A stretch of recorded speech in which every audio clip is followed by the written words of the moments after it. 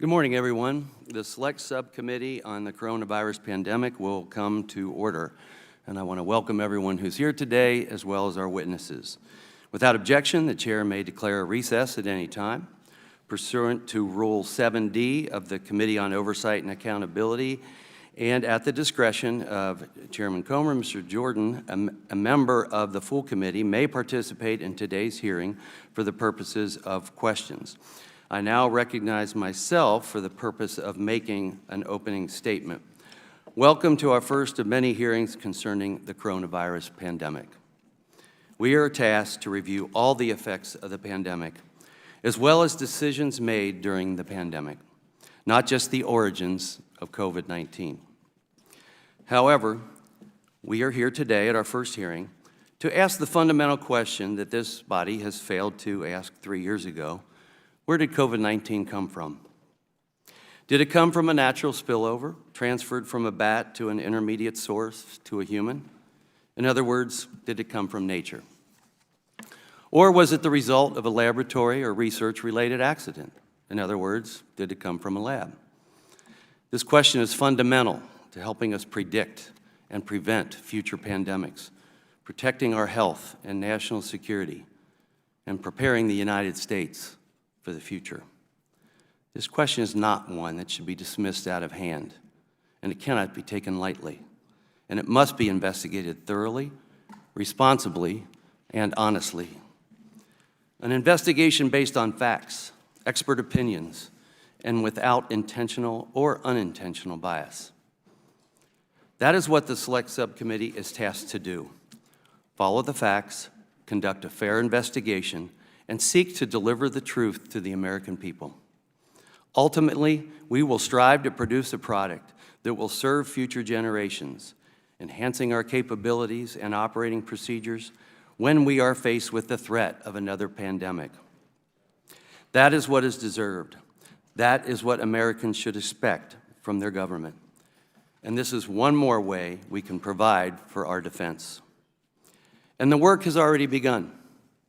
Thus far, the Select Subcommittee has sent letters of inquiry to the Department of Health and Human Services, the White House, and Dr. Francis Collins of the National Institute of Health, the Office of the Director of National Intelligence, Dr. Anthony Fauci, the former Director of National Institutes of Allergy and Infectious Diseases, and Chief Medical Advisor to the President.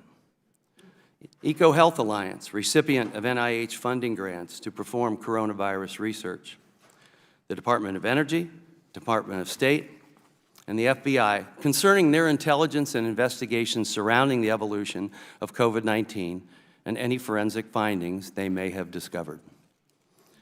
And over the weekend, we released a memo highlighting new evidence that suggests that Dr. Fauci prompted the drafting of a publication that would disprove the lab leak theory, that the authors skewed evidence to achieve that goal, and that the current chief scientist of the World Health Organization was an uncredited co-author, even though he appears to have contributed to the piece entitled Proximal Origins. I think we've already established that the Select Subcommittee will try to leave no stone unturned to try to find the truth. Unfortunately, the question of the origins has been politicized. That's no secret. It has driven most people to their corners rather than driving apolitical scientific debate or discussion. Some say the virus came from nature. That, according to recent papers discussed in the New York Times, the science is dispositive. Some say it's too unique, too primed for human transmission, that there's too much circumstantial evidence that points to COVID-19 coming from a lab. As well, in 3 years, there's been no track found to prove that COVID-19 evolved naturally from an animal or a mammal or a tick to become highly infectious to humans. The truth is, we don't know the origins of COVID-19 yet for sure. We don't have a smoking gun. First, the science behind COVID-19. The genome of COVID-19 is inconsistent with expectations and is unique for its group of viruses. COVID-19 has both a binding domain optimized for human cells and a furin cleavage site, or a small part of the virus that makes it so infectious. That has never been seen before in a SARS-related virus. In other words, COVID-19 has unique characteristics that made it very infectious to humans. These have never been seen before in any other viruses of its type. Most viral outbreaks are slow and small.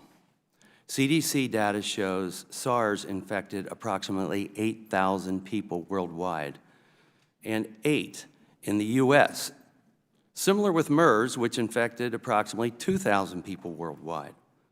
But COVID-19 was primed for human transmission. It has infected more than 750 million people worldwide. Dr. Redfield, one of our witnesses here today and a virologist, has even said he believes COVID-19 had a detour from nature to be educated how to infect humans. Second, the known research occurring in China. We know the Wuhan Institute of Virology was conducting gain-of-function research on novel bat coronaviruses by creating chimeric viruses, combining two viruses together to test infectivity and infecting mice with these viruses. Work that former COVID-19 Task Force Coordinator, Dr. Deborah Birx, confirmed was, in fact, gain-of-function, contrary to statements by Dr. Fauci. We have learned that the Wuhan Institute has poor biosafety and was conducting this research at only biosafety level 2, described as the Wild West by Dr. Jeremy Farrar, a virologist from the UK, now chief scientist for the WHO. We have learned through a leaked DARPA grant application that with US taxpayer backing, the Wuhan Institute proposed inserting furin cleavage sites into novel coronaviruses, the same unique genetic aspect of COVID-19. And we know, according to a State Department fact sheet, the multiple researchers at the Wuhan Institute were sick with COVID-19-like symptoms in the fall of 2019, before the Chinese officially announced the outbreak. Third, concerning actions of NIH and EcoHealth Alliance, records show that the National Institutes of Health, while the U.S. was under a moratorium on gain-of-function research, exempted EcoHealth Alliance and the Wuhan Institute from this very ban. Records show that the National Institutes of Health allowed EcoHealth to conduct risky research on novel coronaviruses at the Wuhan Institute without going through the Potential Pandemic Pathogen Department level review board. Records show that EcoHealth violated federal grant policy and failed to file its 5-year progress report for more than 2 years. Records show that EcoHealth violated the terms of its grant and failed to report an experiment that resulted in gain-of-function of a coronavirus at the Wuhan Institute. Fourth, for some reason that we do not yet know, leaders in the scientific community took action to attempt to convince the world that they should not take the lab leak theory seriously. Dr. Francis Collins stated he was more concerned with harm to international harmony than he was with investigating the lab leak. Dr. Fauci said the lab leak theory was a shiny object that will go away in time. The president of EcoHealth, Dr. Peter Daszak, orchestrated a letter in The Lancet that called the lab leak a conspiracy theory, a statement that directly benefited Dr. Daszak himself. And 4 scientists, after a conference call with Dr. Fauci, completely reversed their position. Dr. Christian Andersen said he found the genome inconsistent with evolutionary theory. And Dr. Robert Gary said he really can't think of a possible natural scenario, but a few days later published a paper saying the exact opposite. A paper based on the new emails we released claimed to be prompted by Dr. Fauci himself. And fifth, the intelligence. FBI Director Christopher Wray confirmed publicly that the FBI assesses COVID-19 most likely originated from a lab incident in Wuhan. And the Wall Street Journal reported the Department of Energy now also believes a lab leak is the most likely origin. These aren't run-of-the-mill agencies. The FBI used experts in biological threats and was reportedly supported by the National Bioforensic Analysis Center, and the Department of Energy used its own Z Division, experts in investigating biological threats. These are some of the facts as we know them, but there's so much more to do. We are here today to try and understand what and why. It's important to conduct this investigation. Discovering the origins is vital. It matters for the future of the world. And we aren't finished. We're just beginning. There will be more hearings and more inquiries and more documents discovered. And we will follow every lead. I look forward to hearing from our expert witnesses today, and I thank them for joining us today. Thank you. I would now like to recognize Ranking Member Ruiz for the purpose of making an opening statement. Thank you, Mr. Chairman. Today, the Select Subcommittee on the Coronavirus Pandemic convenes for its first hearing to discuss the origins of the COVID-19 pandemic, an issue of vital importance to our nation's public health. Since the first outbreak of COVID-19, researchers in the scientific community have worked tirelessly to evaluate the virus and advance our understanding of its origins. Dozens of studies have been conducted or are currently underway to evaluate this question. And under President Biden's direction and leadership, the intelligence community initiated a sweeping assessment to get to the bottom of the virus origins. The facts are, the evidence remains inconclusive. Therefore, we must allow our scientists and intelligence communities to gather evidence without politicization, extreme partisan rhetoric, or conspiratorial accusations that vilify our nation's public health experts. Instead, we should focus on developing policies that prevent and reduce the harm of future viruses and pandemics. As ranking member of this Select Subcommittee, it is my sincere hope that we can conduct this work in an objective, bipartisan way based on evidence to save lives. However, today's hearing marks a concerning step down the path of letting extremism get in the way of an inquiry that should be led by science and facts. When House Republicans announced this hearing with their slate of handpicked witnesses, I was alarmed to see someone who wrote a book applauded by white supremacists. Mr. Nicholas Wade's 2014 book, A Troublesome Inheritance, suggests that different racial and ethnic groups have evolved to possess genetic variations in traits and behaviors tied to whether they prosper or not. For example, Mr. Wade speculates that certain populations have evolved to develop greater innate intelligence.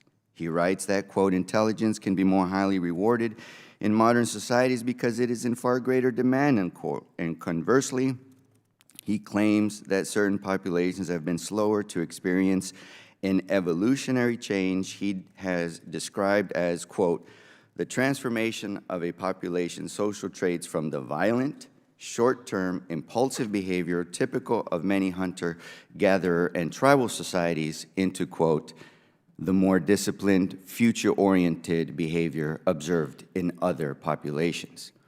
The notion that people of different racial or ethnic groups are more successful or intellectually superior to another because of predisposed genetic makeup is grossly inconsistent with the consensus of scientific and medical scholarship. That is why I sent a letter to my Republican colleagues this morning strongly urging them to disinvite Mr. Wade as a witness so as not to give legitimacy to a man of such discredited, unscientific, and harmful views. These views are dangerous and have no place in a hearing examining the origins of a pandemic that has disproportionately and overwhelmingly harmed communities of color in the United States. I'm concerned that Mr. Wade and his views have been elevated by his participation on today's panel, giving him a platform reaching millions of Americans. His participation hurts the credibility of this hearing. Answering the question of how the novel coronavirus came to be one that should be driven by the need for thoughtful policy solutions. Whether the novel coronavirus emerged naturally or as a result of a lab leak does not change this. And as our expert communities work to advance our understanding of the virus's origins, Congress should be focused on developing common-sense solutions to put people over politics and protect our nation from the threat of a future public health crisis. There is still time for this select subcommittee to change course, to reject extreme partisan rhetoric, discard conspiratorial accusations, and work constructively to save lives. The American people deserve nothing less. I yield back. I thank the ranking member. I would like to remind the ranking member and all those here that the ranking member was informed of our witnesses 7 days ago, yet objected this morning. Now, I understand that they had some problems getting their witness because of COVID, but we just received who their witness was today. Also, I'd like to point out that Mr. Wade is here as he was the editor of Nature magazine and Science magazine. Nature magazine is the magazine, not while he was there, but is the magazine that produced and printed Proximal Origins. So we will proceed, and I think that we will proceed, and I expect that our witnesses will proceed in sticking to the topic at hand today, as opposed to trying to deviate from it. You'll have your chance, Mr. Metz. You'll have an opening statement. Our witnesses today are Dr. Jamie Metzel. Dr. Metzel served on the National Security Council under President Bill Clinton, the State Department under Secretary Madeleine Albright, and as Deputy Staff Director for Senator Joe Biden on the Senate Foreign Relations Committee. He is currently a Senior Fellow at the Atlantic Council. Mr. Nicholas Wade.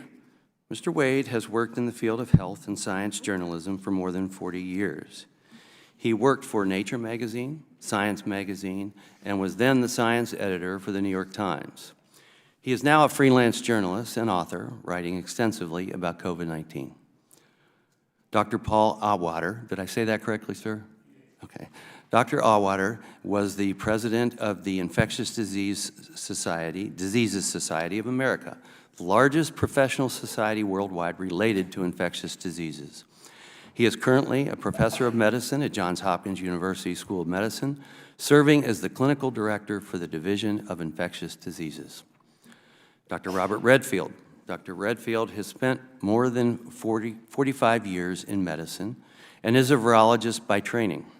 He served as chief of the Department of Retroviral Research at the Walter Reed Army Institute of Research, co-founded the Institute of Human Virology at the University of Maryland, and was the director of the U.S. Centers for Disease Control and Prevention from 2018 to 2021, serving during the pandemic itself. Pursuant to Committee on Oversight and Accountability Rule 9G, the witnesses will please stand and raise their right hands.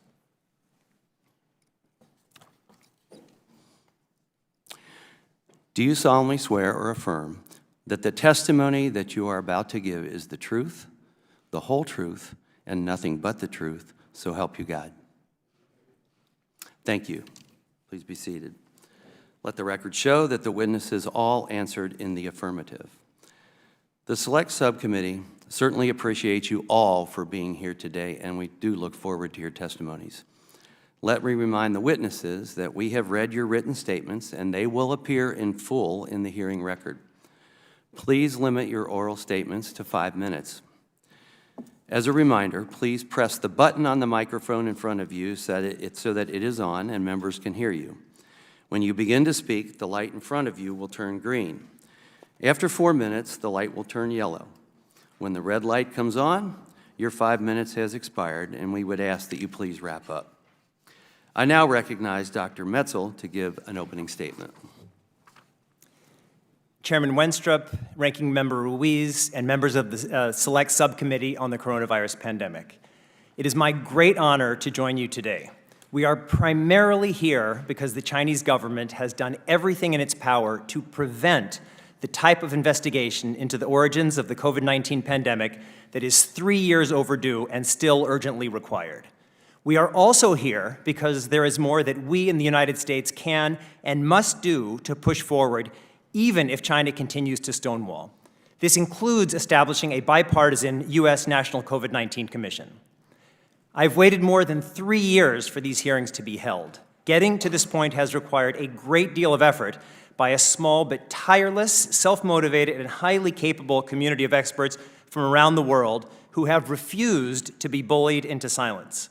Because so many of us have worked so hard for so many years against such ferociously strong headwinds to help lay the groundwork for these hearings, I joined you today with a deep and sincere request that your committee honor our work by making these hearings as evidence-based, probing, and solutions-oriented as possible.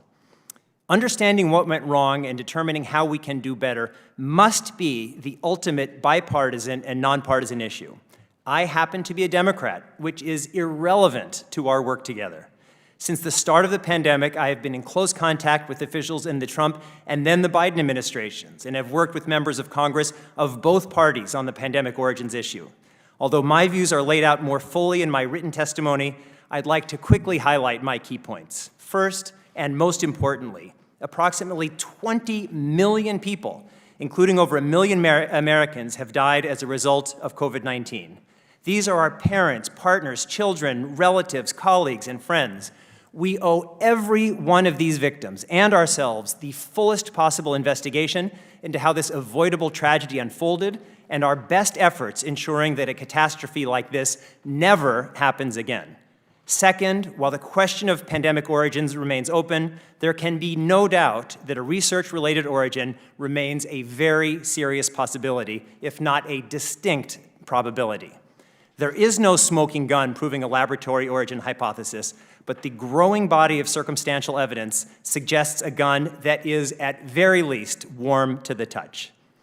Those feeling otherwise also deserve to have their perspectives and research carefully considered. We should all be open to evolving our views as new evidence emerges. Everyone working in good faith to follow the evidence, wherever it leads, is on the same side. Those working to prevent this type of investigation are not. Third, it is inconceivable that over 3 years after this deadly pandemic began, no comprehensive and unfettered investigation into pandemic origins has been carried out, nor is one currently planned. This injustice is an insult to every victim of this crisis and a clear threat to future generations. The primary reason there has been no comprehensive investigation into COVID-19 origins is the reprehensible actions of the Chinese government. Since the early days of the pandemic, China's government has destroyed samples, hidden records, imprisoned brave Chinese journalists, gagged Chinese scientists, actively spread misinformation, and done pretty much everything possible to prevent the kind of unfettered, evidence-based investigation that is so urgently required. Every person on Earth must demand accountability from China. Calling for a full investigation of pandemic origins in China does not at all mean we shouldn't carefully examine our own behavior and that of our friends and allies. In fact, we must. Fourth, although scientific collaboration, including with Chinese scientists, remains critical to building a safer future, we cannot purchase these relationships by our silence. We must at least match the courage of brave Chinese citizens like Zhang Zhan, who is rotting away in a Chinese prison for asking the same questions many foreigners seem somehow afraid to ask. There is no possible way to establish the principle of transparency and accountability tomorrow without fearlessly and unequivocally establishing that principle today. Fifth, even if China continues to stonewall, there are critical steps we can and must take in the United States and elsewhere to move this process forward. This includes establishing a bipartisan U.S. National COVID-19 Commission to examine the origins issue, as well as other failings and shortcomings on the national and international levels, and develop bold recommendations for next steps. Sixth, because the pandemic has taught us, at least I hope, that in our increasingly interconnected world, we are all only as safe as the most vulnerable among us. Making us more secure here in America requires we do everything possible to help build a safer world, including by helping upgrade the World Health Organization. Although some people have criticized the WHO for how it has dealt with the origins issue, it is my view, as outlined in my written testimony, that WHO Chief Dr. Tedros Adhanom Ghebreyesus has been, in many ways, an unsung hero of this process. Chairman Wenstrup, Ranking Member Ruiz, and members of the subcommittee, our world is entering a new era of globalization, where risks are increasing across the board, including the risk of pandemics far deadlier than COVID-19. If we do not get to the bottom of what went wrong with the COVID-19 pandemic, if we fail in our efforts to fearlessly understand all shortcomings and shore up the vulnerabilities this crisis has so clearly exposed, the victims of the next pandemic, our children and grandchildren, will ask us why we failed to protect them when we knew what was at stake and had the chance. Thank you. Thank you. I now recognize Mr. Wade to give an opening statement. Thank you, Mr. Chairman. Although it's a gigantic distraction from the work of your committee, I think I should briefly try to respond to the attempt by Ranking Member Ruiz to discredit my testimony by saying a number of untrue things about the book I wrote 10 years ago on the biology of race. This was a determinedly non-racist book. It has no scientific errors that I'm aware of. It has no racist statements, and it stresses the theme of unity, that we are all variations on the same human genome. My book was vigorously attacked by obscurantist academics who want everyone else to believe that there is no biological basis to race. And my book was as welcome to them as pictures of the Earth from space are to flat earthers. I have nothing to be ashamed of in my book. It's the only place you can now read about what the genome says about human races, and I hope that Mr. Ruiz, if he reads it, will be pleasantly surprised to find that it says none of the things he says it said. With apologies for that digression, Mr. Chairman, I would like to thank you for inviting me to discuss the origin of the COVID virus, and hope you will allow me a few extra minutes. I'm a science writer, and I've worked on two leading research journals, Nature and Science, and then for 30 years on the New York Times, where I was an editorial writer and the science editor. This background has given me some knowledge of how the scientific community works. I'd like to touch on two issues of interest to committee. Where did the SARS-2 virus come from, and why are we taking the lab leak idea seriously only now instead of 3 years ago? When the epidemic first broke out in December 2019, natural origin and lab leak were two equally reasonable explanations. But if the virus had emerged naturally, it should have left many telltale signs in the environment. None has yet appeared, despite the Chinese government's keen interest in finding them. As each month passes without such evidence, the natural origins idea has grown steadily weaker, it seems to me. For lab leak, on the other hand, the evidence has been building. Here are two of the three strongest pieces of evidence in favor of lab leak. First, the epidemic broke out not in some random Chinese city, but right in Wuhan, home of the Wuhan Institute of Virology. We know that scientists there were genetically engineering coronaviruses under seriously inadequate safety conditions. And we know that viruses escape from labs all the time. Clearly, lab leak has to be a strong possibility. Second, that possibility became much more concrete with the recent surfacing of a grant proposal by the Wuhan researchers and others. They applied in 2018 for a $14 million grant from a Pentagon program called Project Defuse. The essential ingredient of SARS-2, as the chairman has said, one which makes the virus so infective, is a small genetic element called a furin cleavage site. Wuhan researchers said in their grant proposal that they would insert this very element into a group of coronaviruses. And not only would they place not only that, they would place the element at a very specific point on the virus's genome called the S1-S2 junction. Now, the DoD turned the proposal down. It was too risky even for them, but the researchers may have done much of the basic work already or could have found other ways to finance it. A year later, the SARS-2 virus appears on the scene, and guess what? It possesses a furin cleavage site, the only known member of its large family of viruses to do so, and the cleavage site is positioned right at the S1-S2 junction. Why should evolution produce at that very time and at that very place a virus of the exact type described in the defuse proposal. It's surely much easier to believe that the Wuhan researchers did exactly what they proposed and generated the SARS-2 virus in their lab. But if the evidence for lab leak is so strong, why do so many people still believe the virus came from nature? The reason is that the natural origin camp got its story out first, always a big help. It very successfully painted lab leak as a conspiracy theory before anyone had publicly proposed it. The national media swallowed the natural origin story unskeptically, and once committed to it, failed to report important contrary evidence such as the diffuse grant.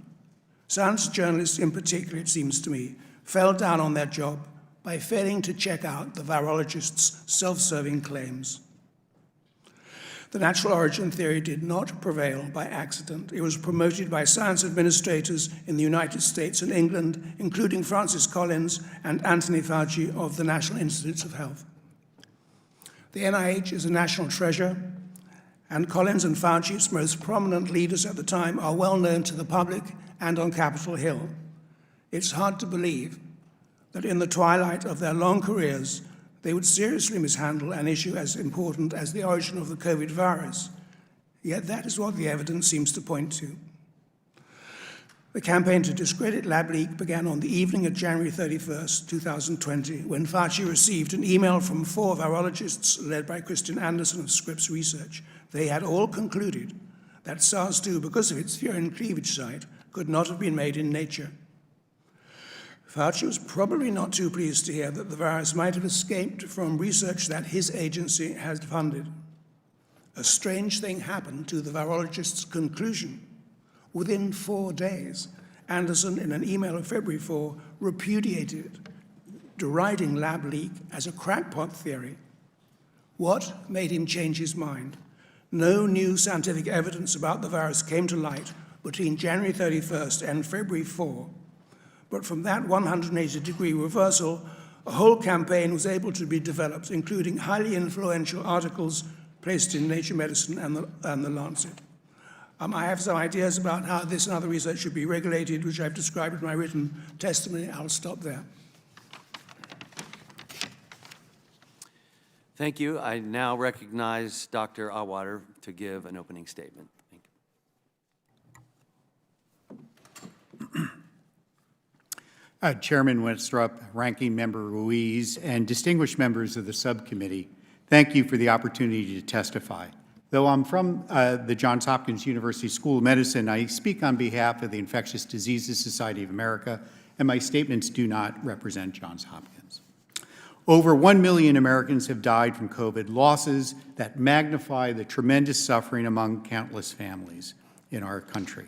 As a physician caring for patients with COVID for over 3 years, we need to deepen our understanding of the virus's origins and apply experience from the pandemic to improve our preparedness, prevent disease, and save lives. Investigations must be objective and driven by appropriate scientific and intelligence experts who present unbiased findings. Investigations are ongoing. There's no consensus yet about the virus's origins.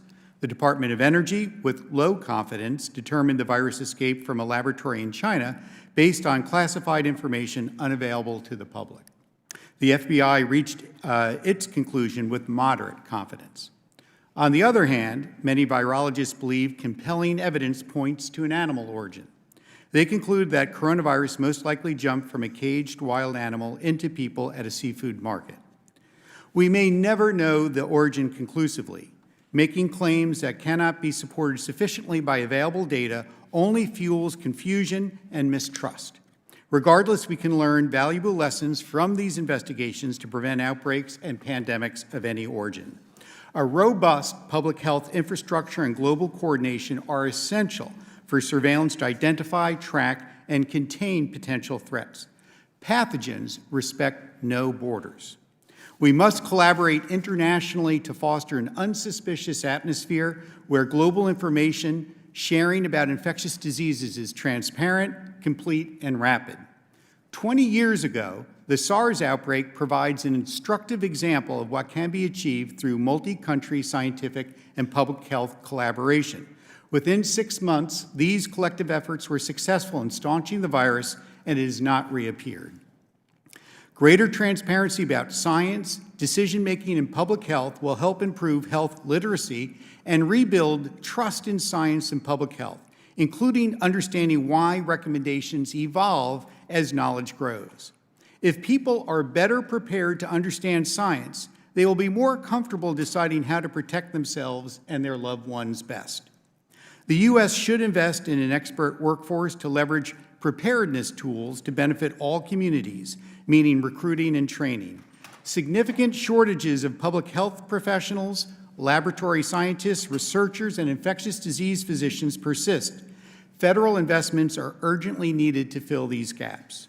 Basic translational and clinical research are crucial for our pandemic preparedness. For example, rapidly deploying tests for a new pathogen will enable quicker scaling of testing capacity when new threats emerge. Investments should also focus on developing therapeutics for anticipated pathogens, including viruses and bacteria, including multi-drug resistant ones. Sufficient infectious diseases research capacity improvements to biosafety are essential. Access to BSL-4 facilities assists in biosecurity research. Therefore, new BSL-4 labs should be strategically placed throughout our nation.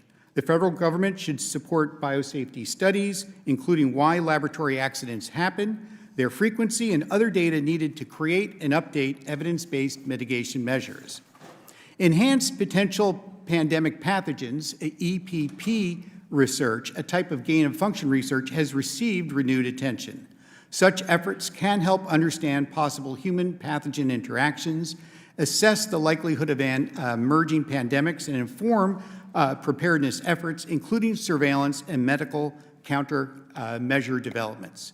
While such research is inherently risky, requiring strict oversight, there are risks if we don't undertake this type of research, leaving us unprepared. Unbiased bodies with appropriate scientific expertise should perform this oversight. Last year, the U.S. government charged the National Science Advisory Board for Biosecurity, NSABB, with reviewing policies regarding EPPP research and dual-use research of concern, DURC.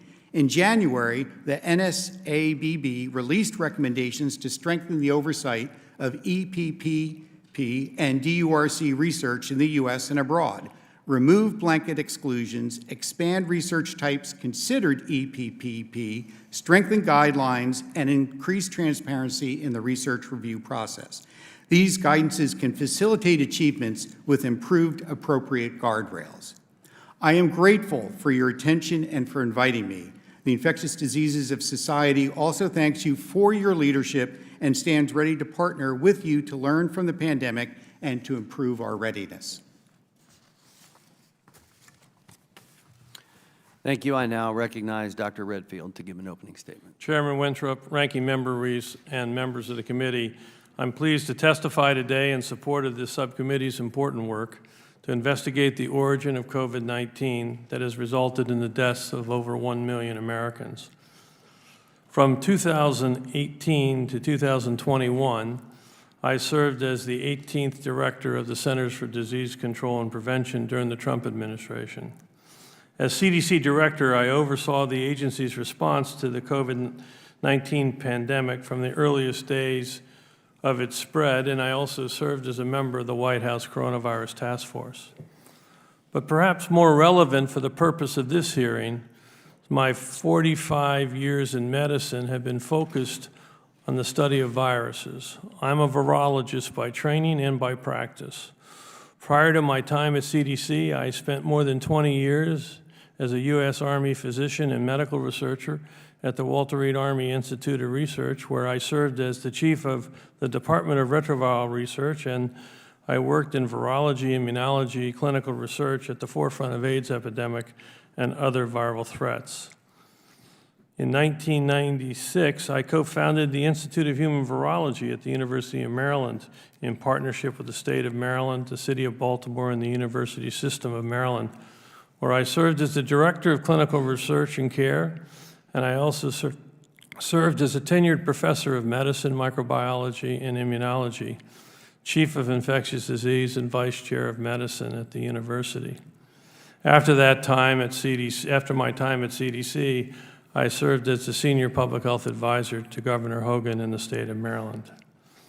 As COVID-19 began to spread across the world, there were two competing hypotheses about the origin of this virus that needed to be vigorously explored. The first hypothesis is the possibility that COVID-19 infections in humans were the result of a spillover event from nature. This is a situation in which the virus naturally mutates and becomes more transmissible from one species to another, in this case from bats to humans via an intermediate species. This is what happened in previous outbreaks of SARS and MERS and earlier coronaviruses that emerged from bats and spread through an intermediate animal. The second hypothesis is the possibility that the virus evolved in a laboratory involved in gain-of-function research. This is a type of research in which scientists seek to increase the transmissibility or pathogenicity of an organism in order to better understand that organism and inform preparedness efforts and the development of countermeasures such as therapeutics and vaccines.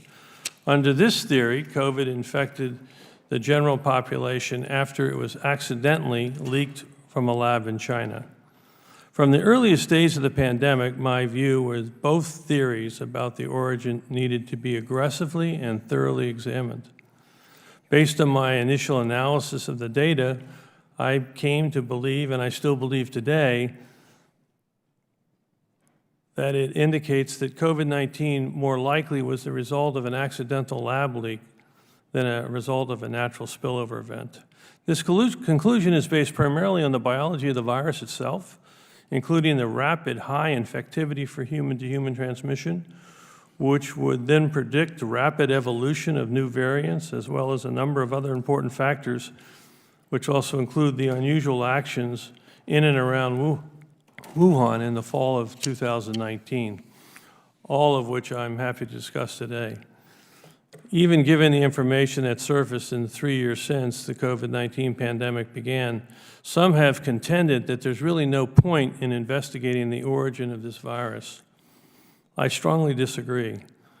There is a global need to know what we are dealing with in COVID virus because it affects how we approach the problem to try to prevent the next pandemic. The understanding of the origin of COVID is critical to future science research, particularly as it affects ongoing ethical debate around gain-of-function research. Gain-of-function research has long been controversial within the scientific community. In my own opinion, COVID-19 pandemic presents a case study on the potential dangers of such research. While many believe that gain-of-function research is critical to get ahead of viruses by developing vaccines, in this case, I believe it was the exact opposite, unleashing a new virus to the world without any means of stopping it and resulting in the deaths of millions of people.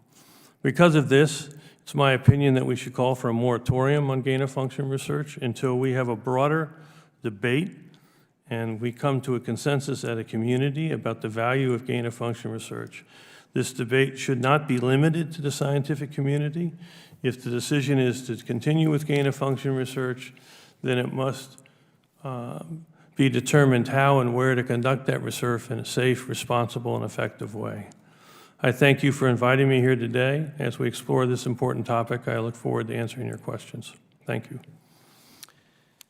Thank you. I thank you all. I now recognize myself for questions. I have said since we started this that the goal of this committee would be to come away with some capabilities or at least standard operating procedures in an effort to be able to predict the next pandemic, prepare for the next pandemic, protect ourselves from the next pandemic, and hopefully prevent the next pandemic. But first I want to ask each of the witnesses, yes or no, does the origin of COVID-19 matter to protect the globe from future pandemics? We'll go down the line, Dr. Metzel. 100% absolutely and completely yes. Mr. Wade? Yes. Dr. Auwaerter? Yes. Dr. Redfield? Yes. Okay. So we're all on the same page there.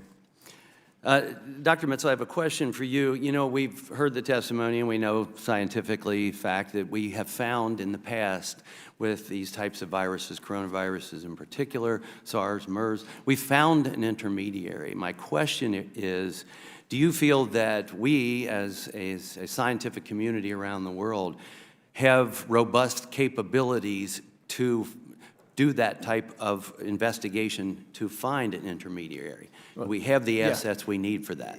Technically, we do, and we know that the Chinese government has actually been very aggressive in trying to find that kind of intermediary host animal. They've sequenced about 100,000 animals. They haven't found anything. In SARS and MERS, as you mentioned, those intermediary hosts were found relatively quickly. And so given that the Chinese government has every incentive to find an intermediate host, I think it's very significant that that hasn't been found, but we have that capability, and everybody has a reason to want to find it, particularly the Chinese government, and I think it's very telling that after 3 years, we still haven't found it. Dr. Arwad, I ask you the same question about those capabilities. Microphone. Yep. I would agree that we have the technical capabilities. What I would say, though, is with coronaviruses, they are highly mutable, which we've seen over these past 3 years as the virus has evolved. And regarding finding intermediaries, there are examples, for example, with the Ebola virus, where we have not yet found a clear intermediary, despite looking very hard. And no one thinks that came about from a lab accident, decades ago. So I think it's still an open question. I think everything does need to be explored. There's always opposing points of view here that need to be weighed, and not all hypotheses are weighed equally. Yeah, I think it's interesting you talked about them being highly mutable. I assume they can be mutable in a lab. Dr. Redfield, are you an advocate for a moratorium on gain-of-function research, particularly research on potential pandemic pathogens, and why? Yes, I am. I think that, again, I think the people that are advocates for gain-of-function research do believe that by doing this research, they somehow get ahead of the curve. I'm of the point of view that we don't need to make pathogens more transmissible or more pathogenic in order to get ahead of the curve. We can begin to deal with those pathogens as they evolve. I don't think this should be a decision made by scientists alone. This is a societal decision. There should be a broad debate about whether this research is really necessary. And if so, we should decide how to do it safely and responsibly. I remind people, when I was CDC director, one of the most difficult things I had to do as a 20-something-year Army vet was shut down Fort Detrick. It wasn't very popular. These people were my friends, I knew them, but our inspection showed that they were cutting corners in their biosecurity requirements. And I felt that we weren't going to take that chance with the Frederick community and beyond. And so I shut the lab down for 4 to 6 months until they corrected their biosecurity. So I think this is much more complicated than people think. And if we are to go down that path, I would argue there's a few labs in the world that should be with multiple redundancy in containment to do this. But I'm not convinced it's to an advantage, and this is why in the Wall Street Journal op-ed I did, I strongly recommend that we have a moratorium on gain-of-function research, similar to what we had in the Obama administration. In one sentence, can you provide a definition of gain-of-function research? And I say that because there becomes a little semantics sometimes, I believe, within the scientific community of what is a chimera and what is gain of function. Yeah, I think it's to take a pathogen and try to increase one of two things or both, to increase its transmissibility or its pathogenicity. I disagree with some of my colleagues at NIH to say the definition is restricted to a pathogen that's already a pathogen. If I make a non-pathogen pathogenic, that's gain of function. So in your expert opinion, was the Wuhan Institute conducting gain-of-function research on Absolutely. coronaviruses? Thank you. So one other path of questioning for you, Dr. Redfield. Proponents of this research claim it may result in vaccines or maybe even stop a pandemic.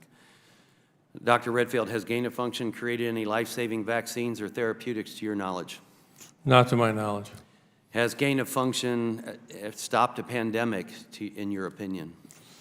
No, on the contrary, I think it probably caused the greatest pandemic our world has seen. Do you find any tangible benefits to gain-of-function research at this time? I personally don't, but I do want to stress, I think the men and women that support it are people of good faith because they truly believe it's going to lead to a potential benefit. I disagree with that assessment. Thank you. I now recognize the ranking member, Dr. Ruiz from California, for his questions. Thank you, Mr. Chairman. The Select Subcommittee's first hearing should provide an opportunity for our members to carry out credible, responsible oversight to prevent and prepare for future pandemics. Instead, House Republicans invited a writer whose extreme and dangerous views have been echoed by white supremacists to testify on the issue of the novel's coronavirus origins. In May of 2014, David Duke, former Grand Wizard of the Ku Klux Klan, hosted a radio show praising Mr. Wade in his book, A Troublesome Inheritance. Mr. Wade, are you aware of David Duke's praise of your views on his website? When my book first came out, Mr. Ruiz, I think the extreme right wing thought it would help their cause, but they very soon dropped referring to it because when they actually read it, as many people who talk about my book have not, Well, they found that David Duke did read your book. In fact, he had a whole radio talk show about it and described it in detail, and he did endorse your views.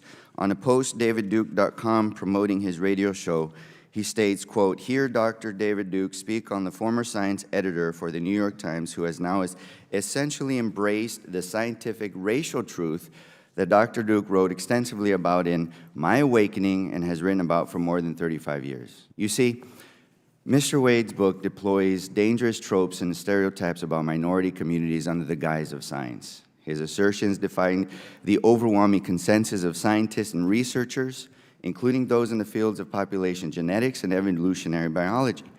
Dr. Redfield, as a former CDC director, do these views trouble you? I'm sorry, I was distracted. I'm sorry, I was distracted. Would do the views that I mentioned and the David Duke's endorsements of Mr. Wade's book trouble you? I'm not a fan of David Duke at all. I do think that Nicholas Wade, and I've followed his work over 30 years, is an outstanding science reporter and has contributed substantially, both in nature science and, of course, leading the New York Times. You know, there are 140 faculty members and experts who strongly disagree with you. In fact, more than 140 faculty members and experts jointly condemned Mr. Wade's book in a joint letter to the New York Times book review stating, quote, "We reject Wade's implication that our findings substantiate his guesswork. They do not. We are in full agreement that there is no support from the field of population genetics for Wade's conjectures." Mr. Chairman, I'd like to enter this letter into the record. My only comment, I'm sorry, Dr. Redfield. The point is, inviting someone with discredited and dangerous views like Mr. Wade's to testify on the origins of this pandemic, which has disproportionately harmed communities of color, is not responsible and credible oversight. Instead, it undermines the credibility of this Select Subcommittee. Now, let me turn to you, Dr. Allwater. You are a practicing physician, a professor of medicine, and the former president of the Infectious Disease Society of America, representing more than 12,000 physicians, scientists, and public health experts who specialize in infectious diseases like COVID-19. For the sake of putting people over politics, what credible steps can be taken to advance our understanding of the novel coronavirus's origins in order to prevent future pandemics? I think building trust among scientists and public health communities is essential because pathogens can emerge from where we least expect it.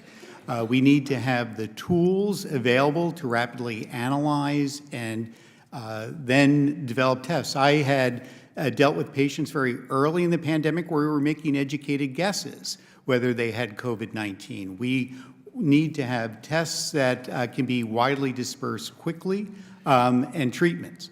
Dr. Allwater, is it possible that we will never have the concrete evidence to determine with certainty the origins of COVID, whether it was a lab leak or animal transmission? Well, I think that's entirely possible, and therefore we need to focus more on also be forward-looking as well as looking back. So having said that and being forward-looking, would it be responsible to start coming up with solutions to deal with whether it was a lab leak or animal transmission? For example, is there an international body that promotes safety guidelines and has the authority to have inspections and incentivizes foreign nation labs to have transparency so that we can be assured that labs are safe in foreign countries, especially in not-so-friendly foreign countries? Yes, and I think, as already been hinted, that I think is essential for general protection. In my research, I couldn't find one. Do you know of any such body that exists? No, but I'm saying that's absolutely necessary. And what can we do if it was an animal transmission, looking forward to save lives? What can we do to better our ability to prevent that? I know it's difficult.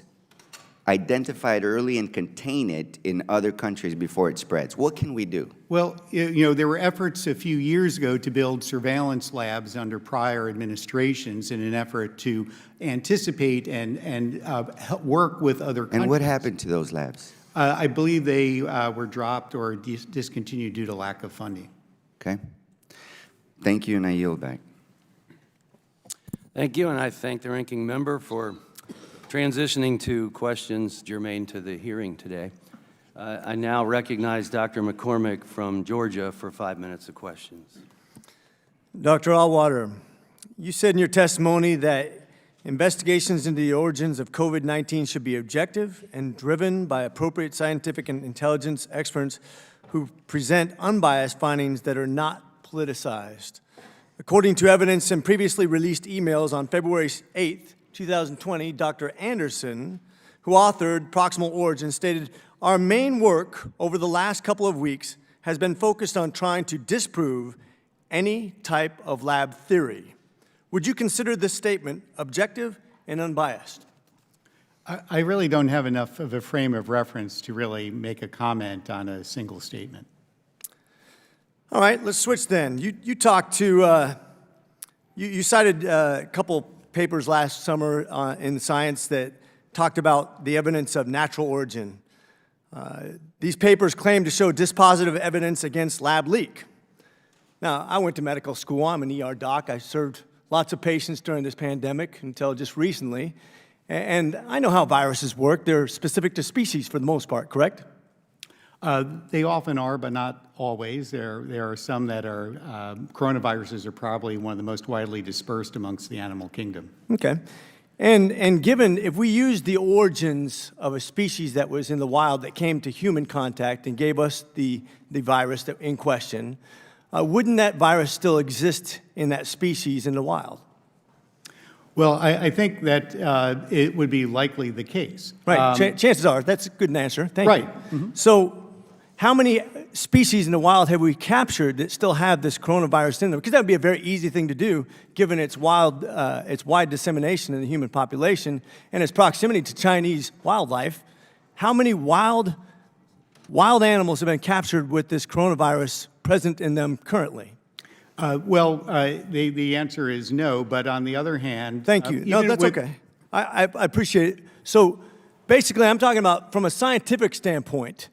We understand as a virologist and as a student of virology, that a good professor taught me, just like yourself, who just said that the evidence is that diseases just don't go away in populations that are contained in the wild, and yet we've extensively tried to capture. The Chinese government would benefit greatly from showing us that this exists in the wild and came to human population, yet not one evidence of a certain species, whether it be dog or bat, has ever been shown to have this virus that somehow or another transferred to human. Yet that is our main evidence and theory to disprove that, albeit the Wuhan lab that actually stated what they were going to do and then had the same problem occur, that's a less likely chance in your mind. Is that correct?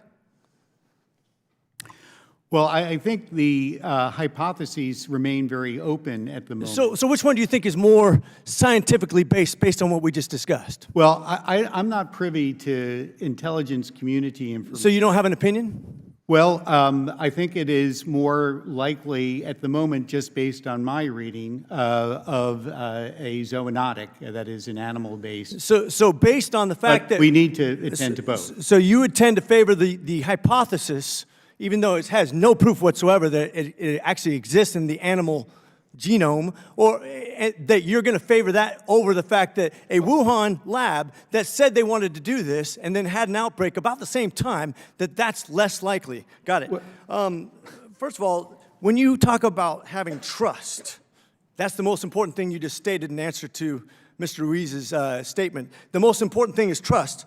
How do we build trust when there's no transparency from the CCP when it comes to investigating the origins of this disease? How do we build trust based on your statement? Well, I think amongst scientific communities, that is probably not as high a barrier, but for the politics, I'd have to leave to others. But you just stated that's the most important thing. Correct. But yet we don't have transparency on something that would be pretty easy to investigate if we had transparency, correct? Again, I would leave to others foreign policy. But scientifically, right? We need to have transparency to investigate something, correct? Absolutely. Okay, and we don't, right? Well, I think this has been brought up. Okay, so we agree on that we have no transparency on the one thing that we need trust on to investigate the less likely cause of this disease. So it's just totally coincidental. So with that, I will state that he pretty much agrees with me when it comes to the origins, just doesn't want to admit it. Thank you very much. I yield. I now recognize the ranking member of the full committee, Mr. Raskin from Maryland, for 5 minutes of questions. Thank you, Chairman Wenstrup and Mr. Ruiz, for this important hearing. The COVID-19 pandemic came to America in 2020, of course, when Donald Trump was president. And that president's policy failures, magical thinking, and total recklessness caused, according to his own special advisor on COVID, Deborah Birx, the unnecessary death of hundreds of thousands of Americans. Now, apart from the urgent question of how to improve our pandemic response from the debacle that he presided over, is the question of how the COVID-19 pandemic began. This, too, is a critically important question to answer to help us prevent and prepare for future pandemics. Answers must come from objective, fact-based investigations informed by doctors, scientists, and public health experts. At President Biden's direction, the intelligence community is also taking sweeping action now to understand the origins of the virus and to bring all relevant facts to light. Whatever the origins of COVID-19, whether it is bats or bureaucrats, no finding will ever exonerate or rehabilitate Donald Trump for his lethal recklessness in mismanaging the crisis in America, which cost us more than 1 million lives. Indeed, if COVID was actually the product of a lab leak or the worst bioweapon of mass destruction ever invented, as some have argued, and obviously we don't have the scientific evidence to say any of this yet, it would not only not remove Donald Trump's culpability, it would only deepen his culpability in the most profound way. Now, why do I say that? Because over the course of the crisis, beginning in January of 2020 and lasting through the spring, on more than 42 different occasions that we have identified so far, President Trump openly praised and defended the performance of Communist Party Secretary and Chinese President Xi in his handling of COVID-19 and boasted of how closely they were working together and boasted of Xi's openness and transparency. On January 22nd, 2020, when the first case of COVID was identified in the U.S., Trump stated, I quote, "We have it totally under control." When asked if he believed the U.S. would, quote, "know everything we need to know from China," he said, and I quote, "I do. I do. I have a great relationship with President Xi. January 24th, he posted on Twitter, quote, "China has been working very hard to contain the coronavirus. The United States greatly appreciates their efforts and transparency. It will all work out well. In particular, on behalf of the American people, I want to thank President Xi. March 21, in a briefing, he assured us China has been working very hard to contain the coronavirus. He added, the United States greatly appreciates their efforts and transparency. It will all work out well." March 27th, he posted on Twitter, "Just finished a very good conversation with President Xi of China, discussed in great detail the coronavirus that is ravaging large parts of the planet. China has been through much and has developed a strong understanding of the virus.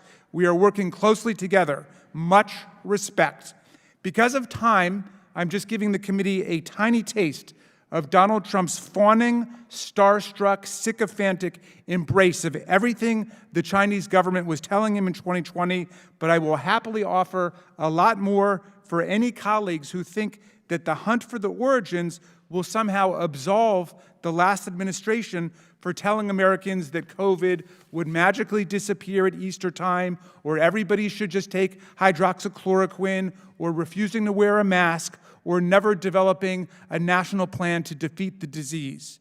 Whether it was bats or leaks or bureaucrats who caused it, Donald Trump was the biggest apologist in the United States of America for President Xi and the Chinese Communist Party. He could have directed the intelligence community to lead a COVID-19 origins investigation back in March of 2020, 3 years ago. He did not. He wasted precious time minimizing the risk of the virus and lavishing his praise on President Xi. He could have taken the origins of the pandemic seriously and held the CCP accountable. He could have pushed back against the CCP for interfering with the WHO's investigation into its origins, and he could have asked our intelligence community to intervene. He did none of those things. And everyone should remember that. Let's take the politics out of it, and let's get to the bottom of what happened. Thank you, Mr. Chairman. I yield back. I now recognize Ms. Maliotakis from New York for 5 minutes of questions. Thank you. Chairman, for 2 years, myself and the other Republicans on this subcommittee connected the dots. We exposed the evidence supporting our strong belief that COVID was developed and leaked from the Wuhan lab. And during those same 2 years, the same Democrats that sit on this committee, they only hindered, they obstructed, they refused to hold hearings and get to the truth. Now we see mounting evidence supporting the COVID-19 originated from the lab in Wuhan, China, run by the Communist Chinese Party. And this hearing is about getting to the truth. I thank the chairman for making this the very first hearing, because the American people who have seen just as many fellow Americans die from COVID, as nearly as many die from COVID, that died in every war since the American Revolution combined, deserve to know the truth. Dr. Redfield, you pointed to the lab leak theory even before we did. In mid-January of 2020, you expressed concerns to Dr. Fauci, to Jeremy Farrar of UK's Wellcome Trust, and to Dr. Tedros of World Health Organization that, quote, "We had to take the lab leak hypothesis with extreme seriousness." And you urged Dr. Fauci to investigate both the lab and the natural hypotheses. Shortly thereafter, on February 1st, Farrar convened a meeting of a group of 11 top scientists across 5 time zones and asked Dr. Fauci to join, and he wrote, quote, "My preference is to keep this group really tight. Obviously, ask everyone to treat in total confidence," unquote. Dr. Redfield, you were excluded from this call, but up until then, you had been on you were included in every other conversation. What changed? Why do you think that you were excluded from these conversations? Thank you very much. I think just to emphasize, in early to mid-January, I did have multiple calls with Fauci, Farrar, and Tedros about how important I thought it was that science get engaged in aggressively pursuing both hypotheses. I also expressed, as a clinical virologist, that I felt it was not scientifically plausible that this virus went from a bat to humans and became one of the most infectious viruses that we have for humans. All viruses are not the same. So when you look at coronaviruses for SARS and MERS, for example, when they entered the human species, which they did via an intermediate, they never learned how to go human to human. Even to this day, they don't know how to go human to human. So you can't equate Ebola with a coronavirus. Now, why do you think you were excluded from those calls? Because it was told to me that they wanted a single narrative and that I obviously had a different point of view. Okay. In emails following the conference call, 4 of the 11 scientists told Fauci that they all found the genetic sequence inconsistent with expectations from evolutionary theory, basically what you're saying. However, just 3 days later, these 4 scientists had drafted a paper arguing the exact opposite, and that's now the infamous proximal origin of SARS-CoV-2. Our investigations show that this paper was prompted by Dr. Fauci, among others, with a goal to disprove the lab leak theory. What is the likelihood that these scientists came across additional information just 3 days after making these statements to conclude with such certainty that COVID-19 came from nature instead of the lab leak that they thought it was 3 days earlier? Yeah, I think it's unfortunate. Again, I've said this before, that this whole approach that was taken on February 1st, and subsequently in the month of February, if you really want to be truthful, it's antithetical to science. Thank you. Science has debate, and they squashed any debate. Thank you. Given what we know now and looking at all the conversations in February of 2020 and before the release of the paper, do you think that Dr. Fauci used this paper to hide the gain-of-function research created this virus? I can't talk about Fauci's motivation. Do you think that the paper does hide the truth? I think it's an inaccurate paper that basically was part of a narrative that they were creating. Remember, this pandemic did not start in January at the seafood market. We now know there was infections all the way back into September. This was a narrative that was decided that they were going to say this came from the wet market, and they were going to do everything they could to support it, to negate any discussion about the possibility that this came from a laboratory. I got 20 seconds left. Dr. Fauci was affirmatively told in an email that NIAID had a monetary relationship with the Wuhan Institute through EcoHealth Alliance. He was told this in January 27th of 2020. Do you think that Dr. Fauci intentionally lied under oath to Senator Paul when he vehemently denied NIH's funding of gain-of-function research? I think there's no doubt that NIH was funding gain-of-function research. Is it likely that American tax dollars funded the gain-of-function research that created this virus? I think it did, not only from NIH, but from the State Department, USAID, and from DOD. I'm out of time. Thank you very much. Now recognize Ms. Dingell from Michigan for 5 minutes of question. Thank you, Mr. Chairman.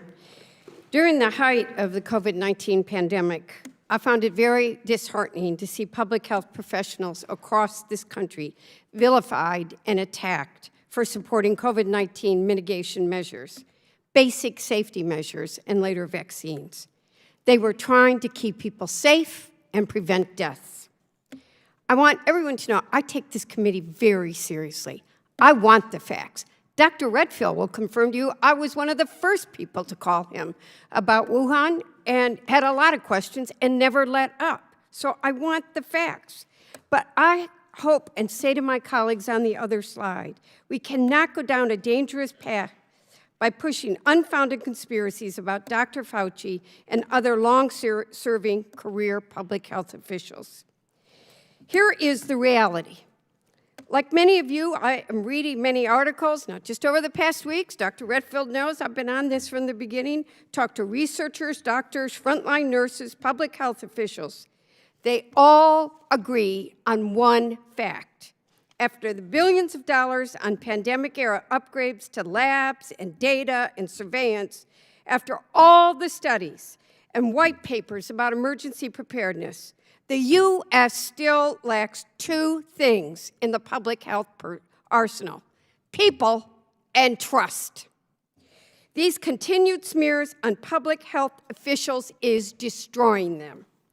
I strongly urge everyone on this committee, but my Republican colleagues specifically, from rehashing unfounded theories and other public health theories that Dr. Fauci and other public health experts have blocked investigations into the pandemic origins.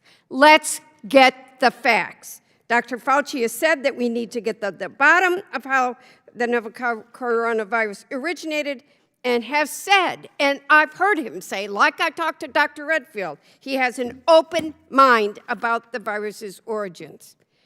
To all of you and all of us in this room, I say it's critical to rebuild trust, and that continued attacks on public health officials only serves to further discredit people's confidence in our public health institutions, makes it almost impossible and it's challenging to recruit workers in the field, and it undermines people's trust in science.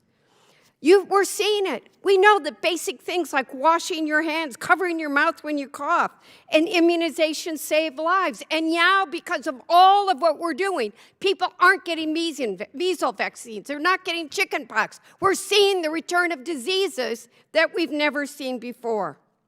We have to take seriously that this rhetoric is perpetuating people's distrust in flu shots and many other things. So let's work together, all of my colleagues, to protect the American people. That's our job. Dr. Arwater, how does misinformation surrounding the possible origins of COVID-19 and its spread damage the relationship between doctors and patients? Well, my sense is it's a very frequent question that, patients just ask me in the office, what do you think? And I don't have any direct knowledge, but it's obviously on a lot of people's minds. And I think if it was handled objectively, it would be less political. And therefore, it sort of removes out of the realm of also dovetailing with other public health mitigation measures, which you so appropriately put forward. For the first part of the pandemic, we all wore masks. I tell you, no one on my faculty got COVID-19 until people started to not wear masks as well. I think the efforts of trying to just help the public early on, when we don't know a lot of information, we always tend to be more conservative. And then as we gain knowledge, recommendations evolve. So I think the origin story is important to help, again, look forward and put forward measures to try to help anticipate whether it's a zoonotic infection or was a lab-derived virus. I'm going to have more questions for the record, Mr. Chairman, if you'll do it, but I want to switch subjects. Today, there are a variety of views within the intelligence community and around the world on whether the virus originated in an accidental lab leak or whether it occurred from a leak to animals to humans. And I want to know that more than as much as anybody. But Dr. Arwater, is it normal for different agencies within the intelligence community to make different assessments of the likelihood of one origin theory over the other? Well, I don't work in the government, but my understanding just reading the newspapers are that the CIA has not made any determination. Others have come to different levels of conclusions. So it seems to me that there is a difference of opinion. And it's normal for scientists to disagree. Absolutely. I think debate there is always the case. Very few things we know for certain. I yield back. Thank you, Mr. Chairman. I now recognize the chairman of the full committee, Mr. Comer from Kentucky, for 5 minutes of questions. Thank you, Mr. Chairman. One of the prevailing themes of the pandemic has been scientists' use of the media to downplay the lab leak theory. Mr. Wade, in your career, you worked at Nature magazine, Science magazine, and the New York Times. Would you agree that the scientific establishment used the media to downplay the lab leak theory? Microphone. That's a complicated issue, Mr. Comer. I think the media was used. It was used in this particular campaign to establish the natural origin theory.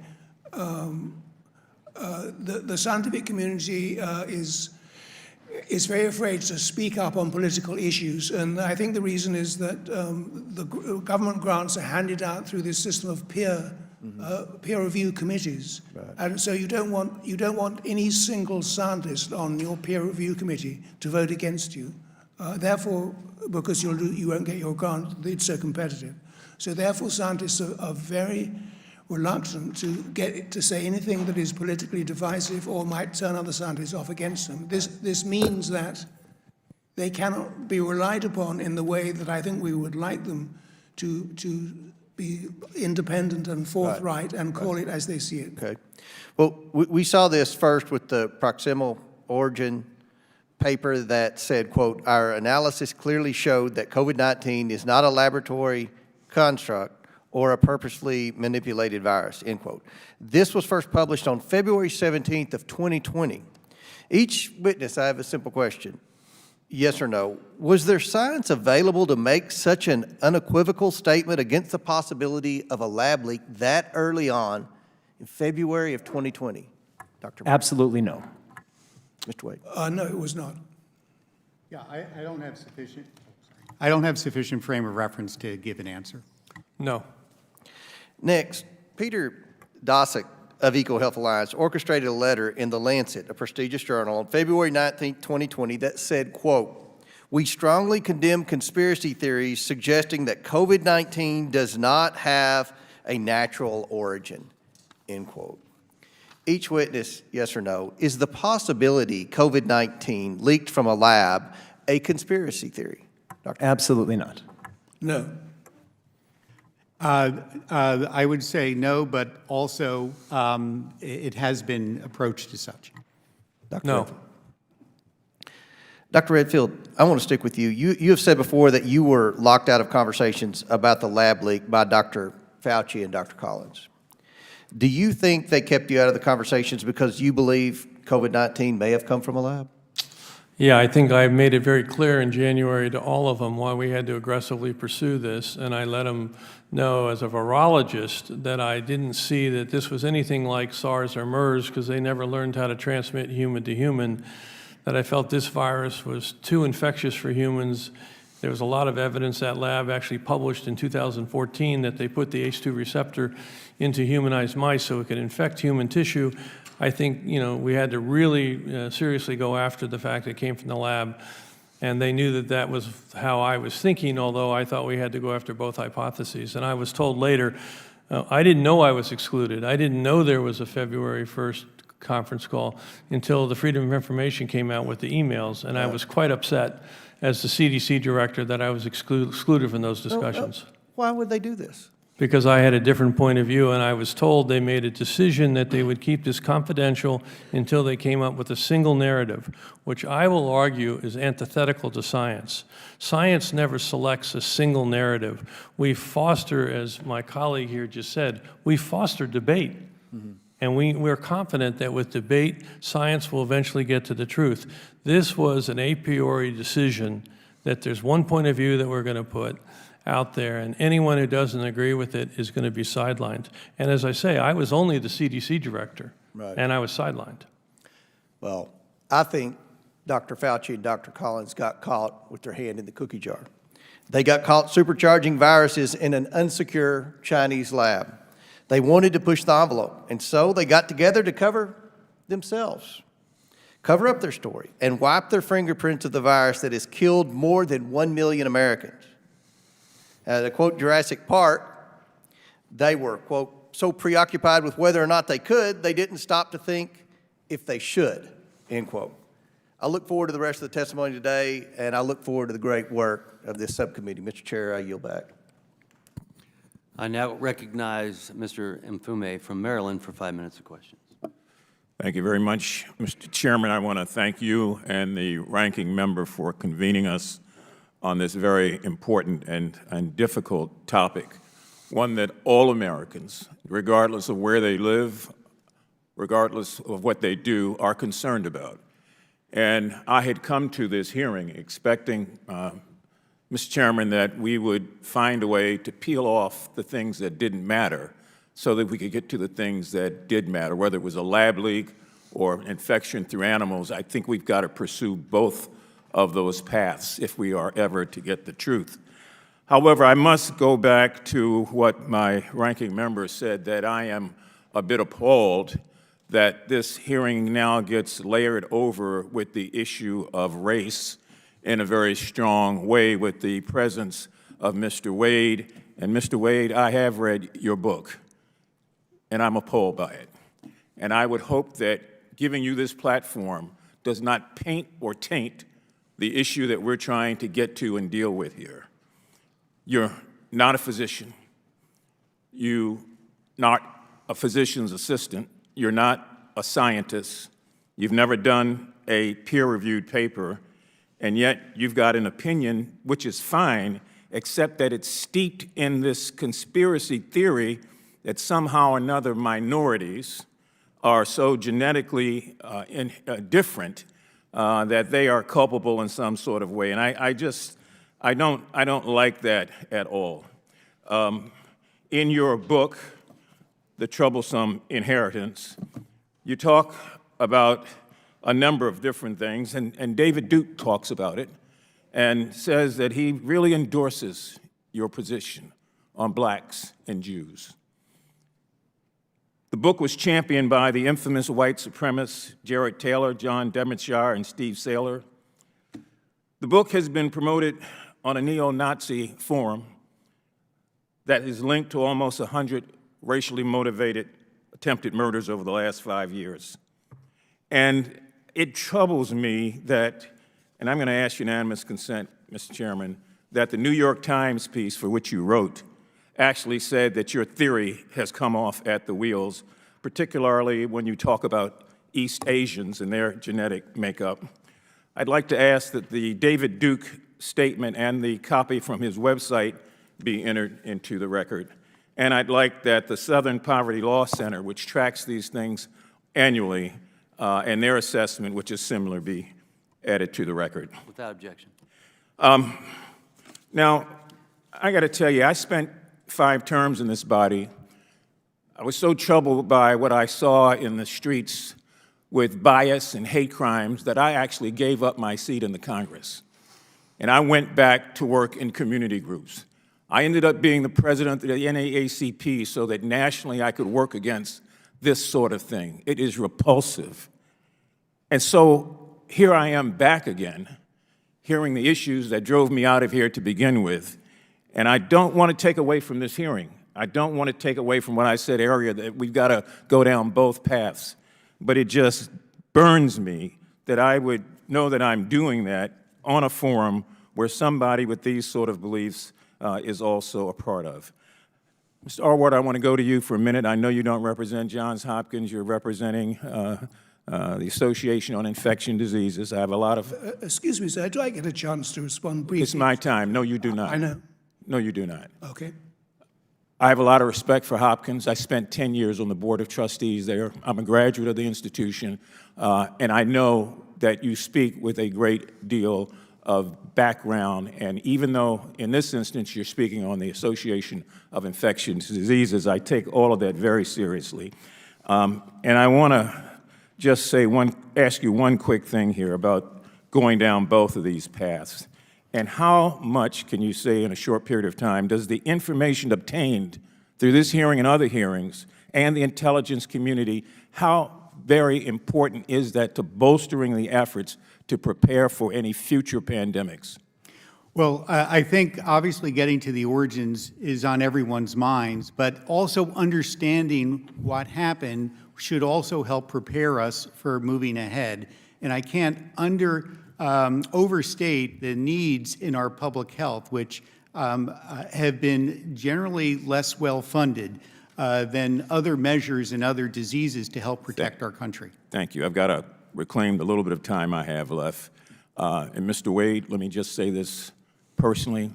For a race of people who have suffered, endured, and survived 3 centuries of slavery, oppression, deprivation, degradation, denial, and disprivilege, I'm absolutely offended that you would have the opportunity to take this platform and to add anything of significance to it. I yield back. Well, I don't have anything in common with the views of Mr. Wade, white supremacy. Mr. Wade, hold on a second. I do think that Mr. Wade deserves the opportunity to take 2 minutes to respond to accusations made, but I do want to get back to the topic at hand, which is the origins of COVID-19. Thank you, Mr. Chairman. I'm sorry for this distraction from the work of the committee. I'm sorry, too, that Ms. Mfusi did not like my book. I am not a racist. I don't have anything in common with the views of white supremacists. Just because They love you, though. Just because David Duke likes my book. All of them love you. I mean, maybe he likes Mr. Beethoven too. Mfume, would you please let him respond? He did not interrupt you. I didn't know that he got time to respond.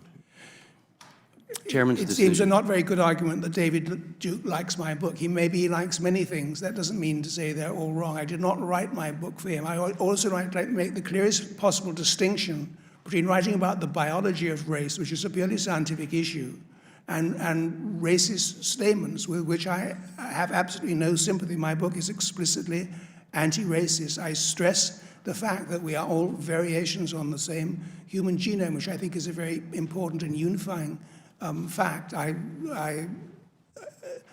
I think the arguments made against the book were for entirely political reasons.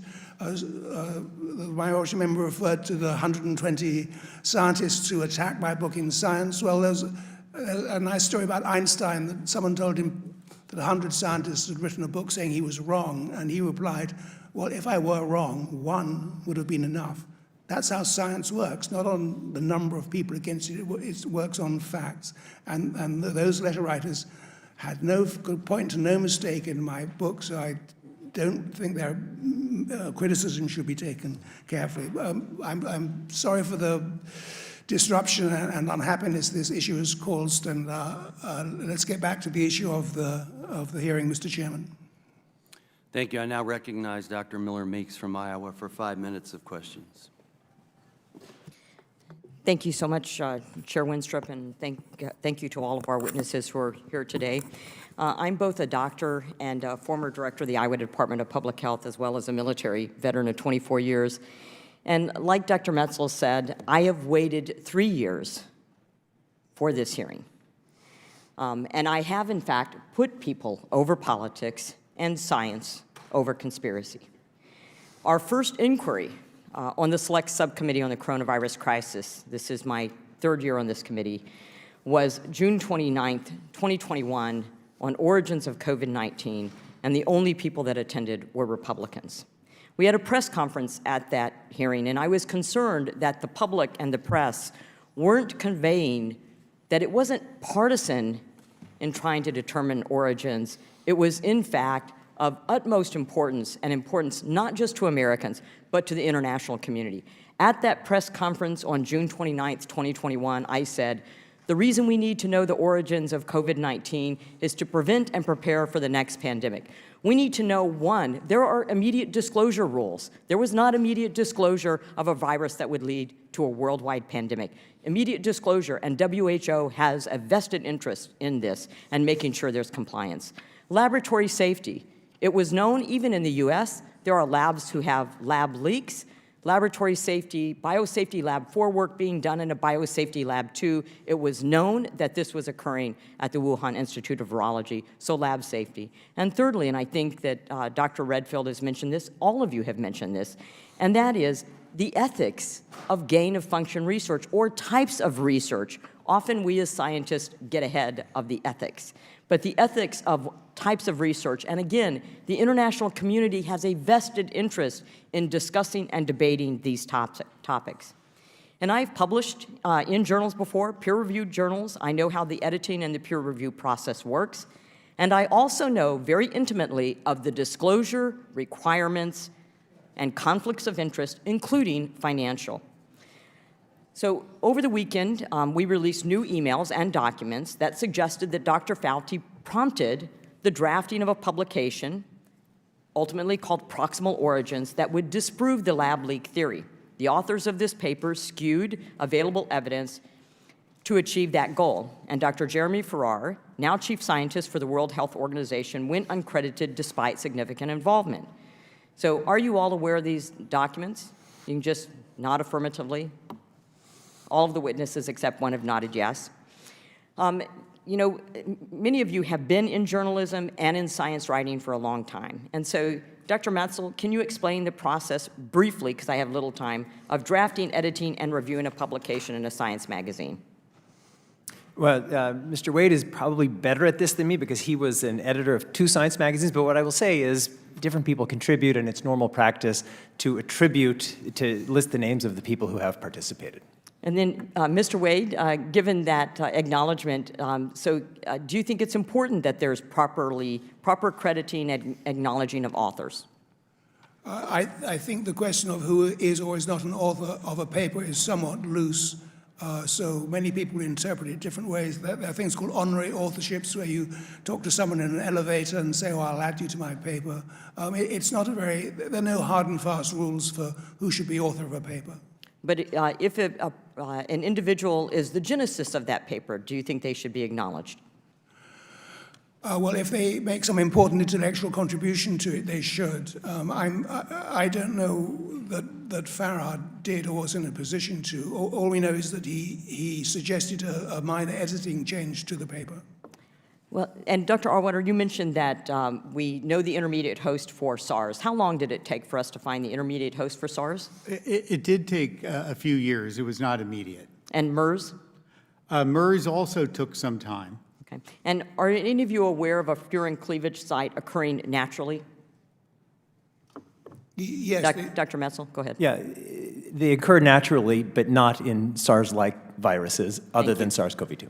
So in other viruses, yeah. but not in SARS, and SARS-CoV-2, very similar to Correct. SARS. In no SARS-like viruses, and it showed up for the first time in a SARS-like virus in the SARS-CoV-2 virus, which it seemed to appear out of nowhere. The endonuclease fingerprint, how common does that occur?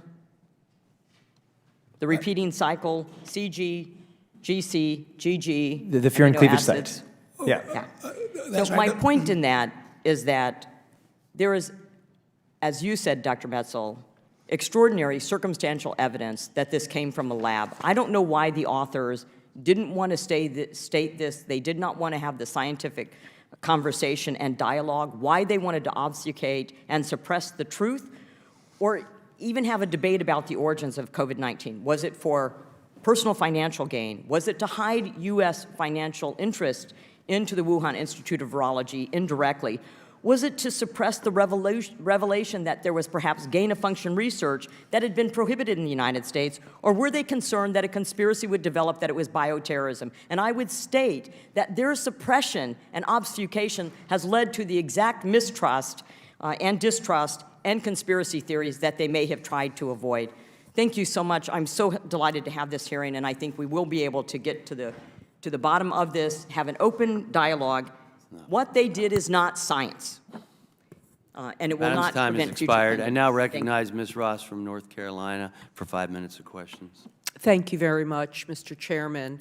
I just want to be very clear to our distinguished panelists and to the folks who are watching this. My Democratic colleagues and I strongly support the experts community's efforts to determine the origins of the novel coronavirus, because doing so is critical to preventing and preparing for future pandemics, plain and simple. And as stated, almost 1.2 million Americans have lost their lives due to COVID-19, and millions more around the world. It's very personal to each of us.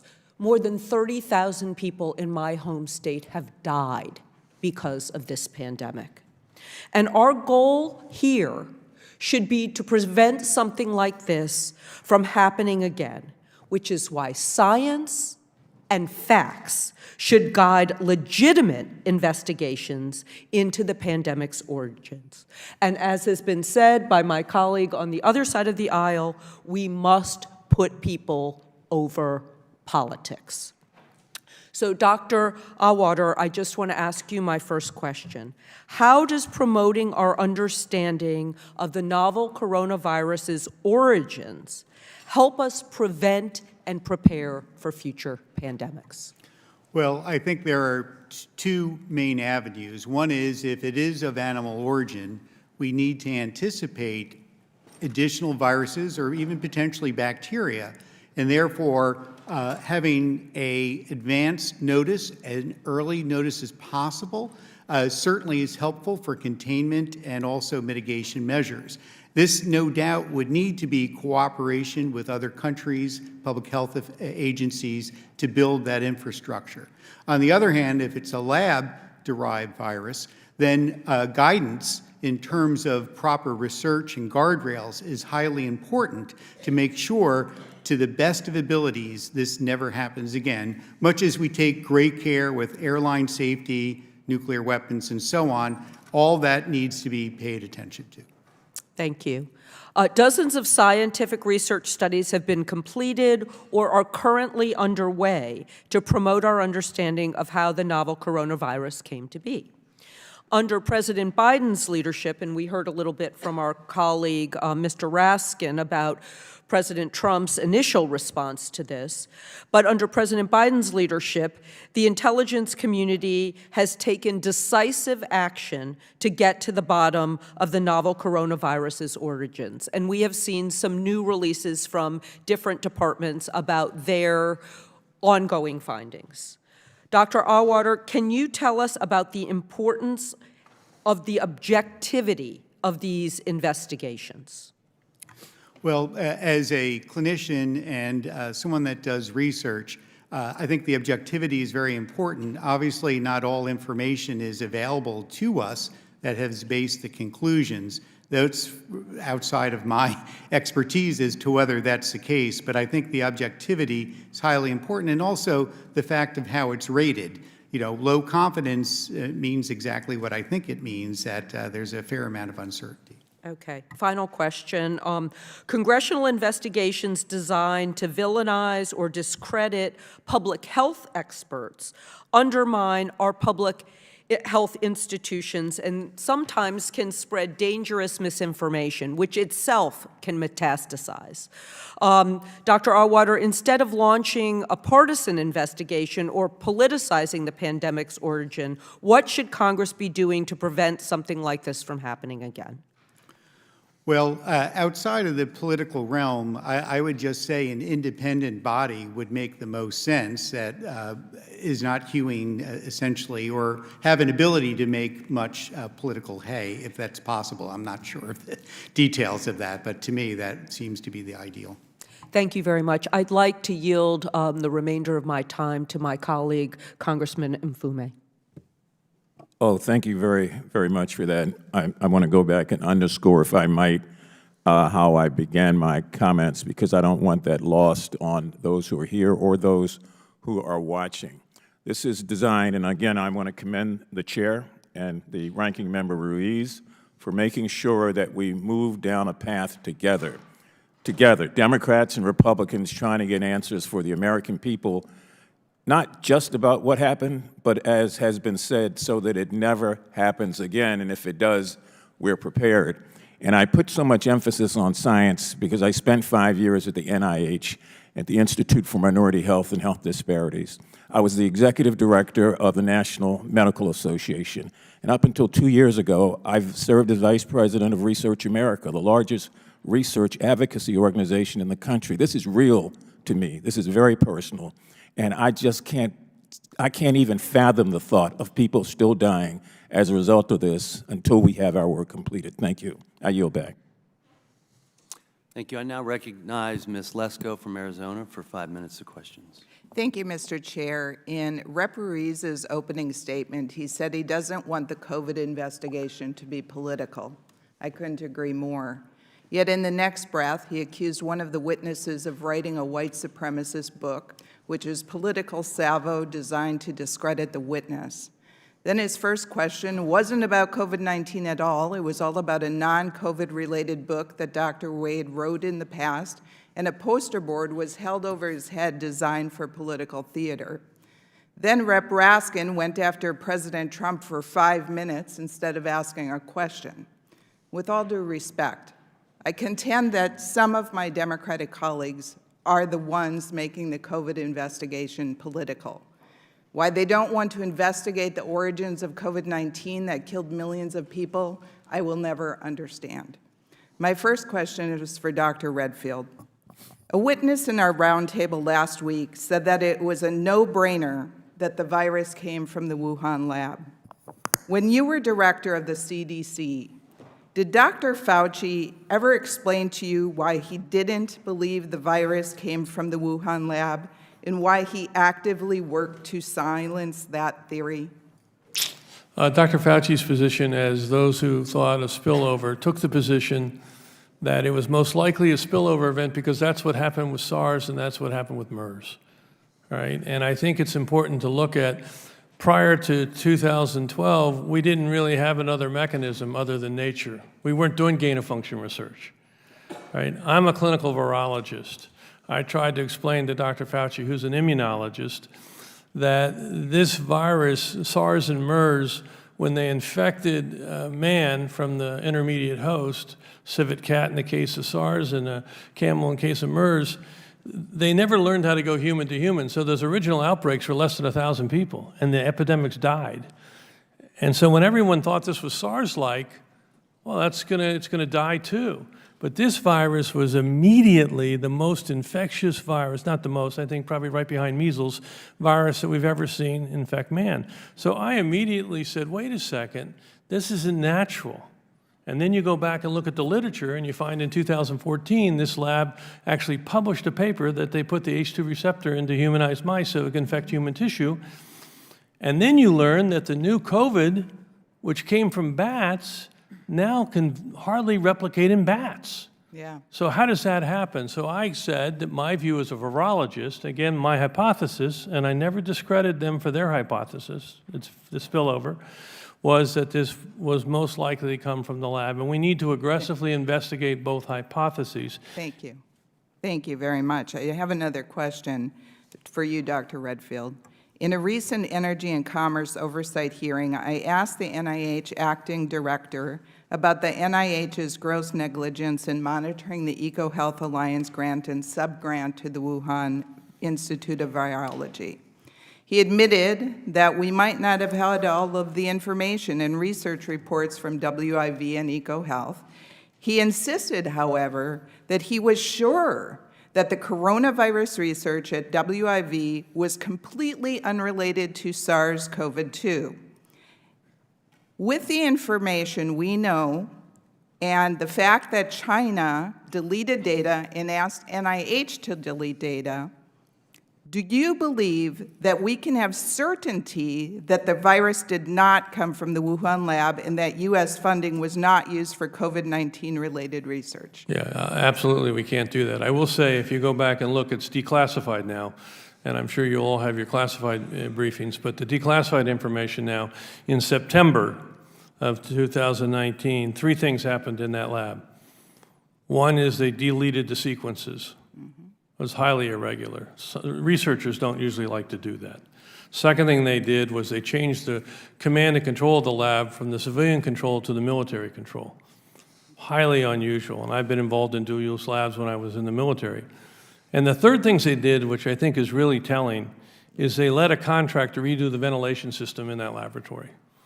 So I think clearly there was strong evidence that there was a significant event that happened in that laboratory in September. It's now been declassified. You can read it. I'm sure there's more classified information around it. Thank you. Dr. Redfield, the New York Post reported that you stated, I could use the word cover up, but I don't know that, so I'm not going to speculate that. Do you believe there was a cover-up? And if so, why would federal agencies work with legacy media to silence scientists and other Americans asking questions about the origins of SARS-CoV-2? Yeah, and I'm not a big fan of quoting the New York Post. I don't think I used the word cover-up. Okay, I think there was an attempt to misguide, redirect the debate, but I wouldn't have used the word cover-up. Thank you very much, and I yield back. Now recognize Dr. Barra from California for 5 minutes of questions. Thank you, Mr. Chairman. You know, from day one of this pandemic, unfortunately, politics has kind of infused a lot of this. And I know this, you know, obviously, Dr. Redfield, you and I had many conversations.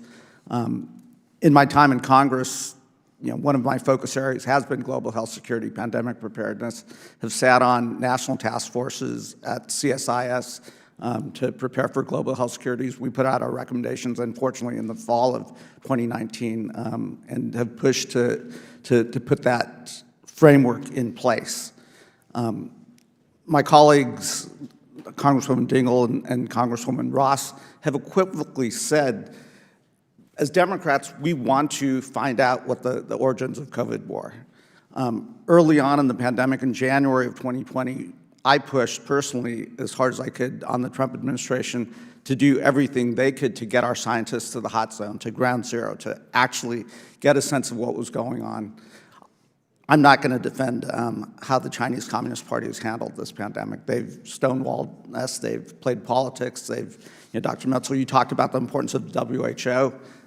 They played politics with the WHO recommendations, and until we actually can get to the hot zone, I don't know that we'll ever get the data.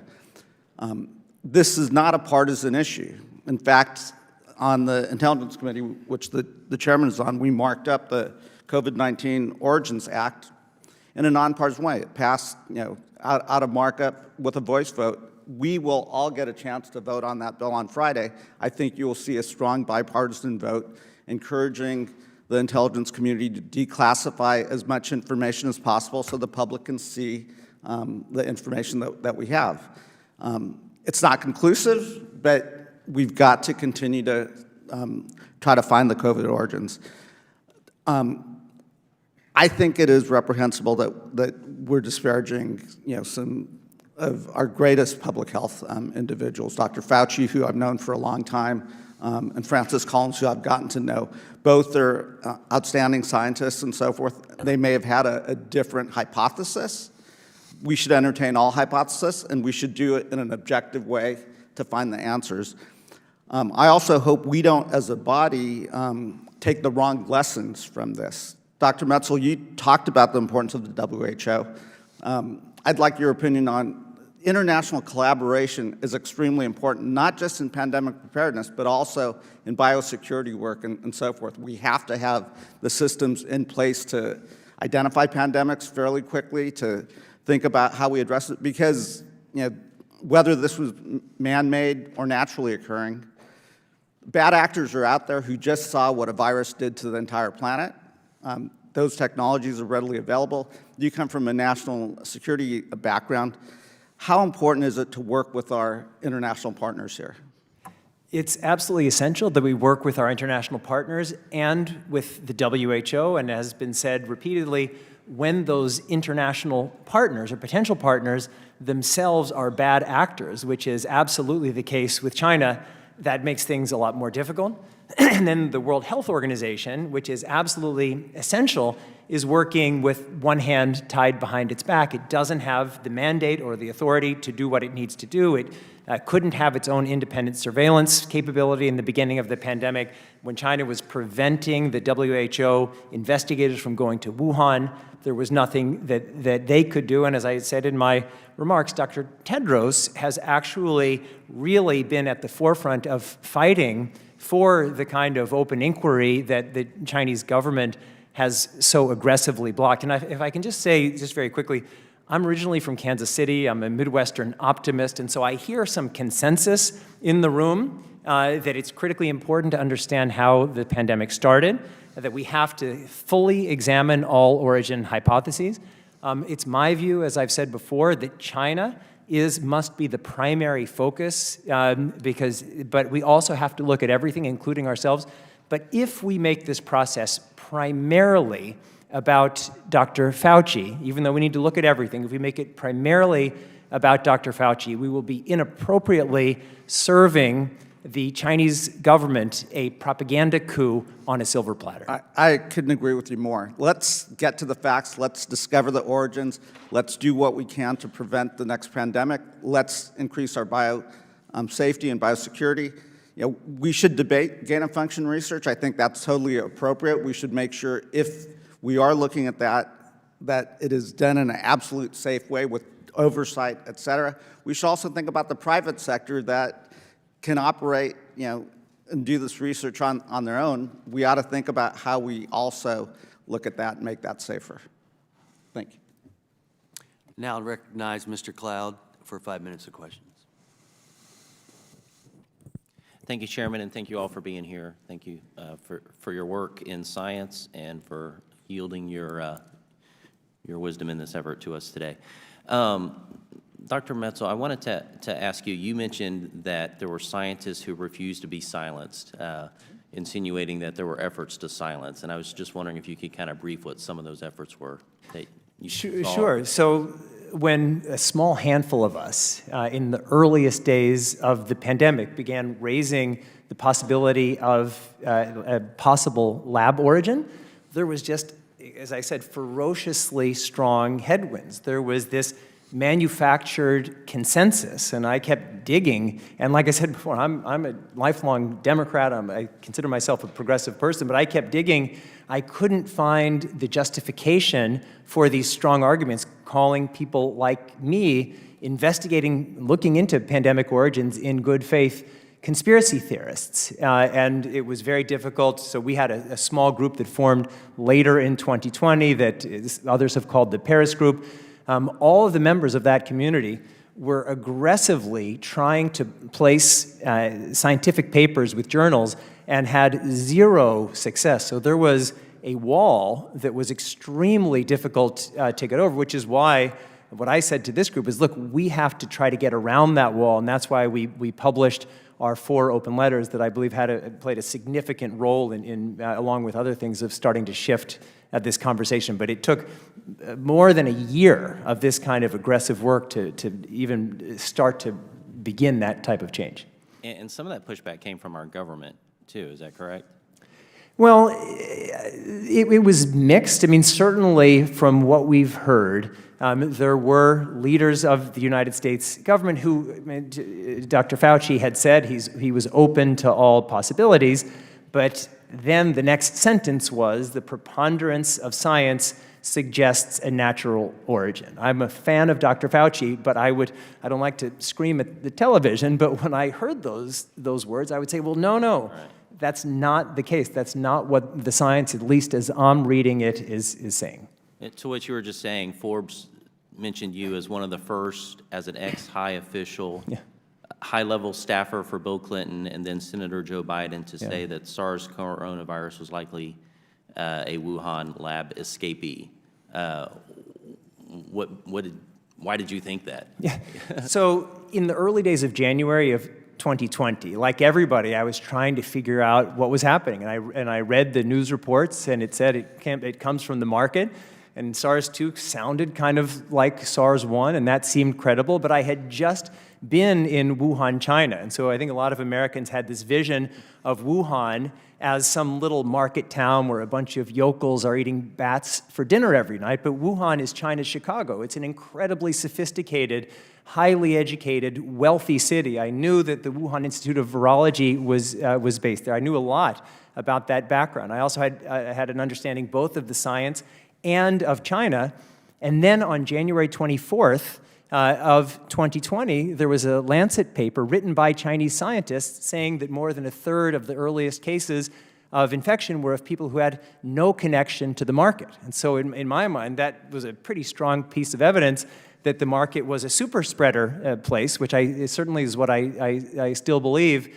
And that was when I started digging. And then in later February of 2020, I had all of these ideas I was developing. I went to South Africa for the meeting of our World Health Organization Expert Advisory Committee on Human Genome Editing, and this is with some of the top scientists and others in the world. And then privately, I was telling people, like, here is my private view. Here's what I'm seeing in the evidence. And there was a part of me that was kind of hoping that they would say, oh, no, you're crazy. Here's what you're missing, because this is an uncomfortable hypothesis for many reasons.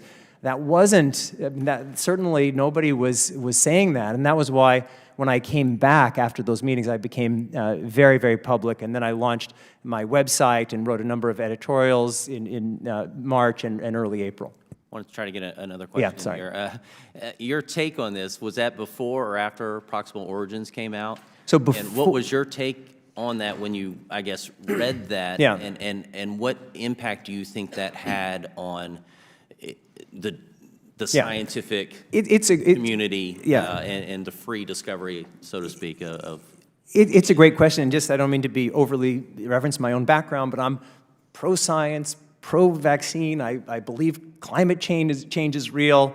But when I saw that, I was monumentally, I'll say upset, angry, because without the available evidence these absolute claims were being made. And I was really digging, and there just wasn't the evidence to make those assertions. So the right position in the beginning was what everybody is saying now. It could have been a natural origin, it could have been a lab origin, and we need to actively and aggressively investigate all relevant hypotheses. And it's very unfortunate that wasn't the case. And of course, the question we'll have to get to later is why was this, all the data deleted and everything?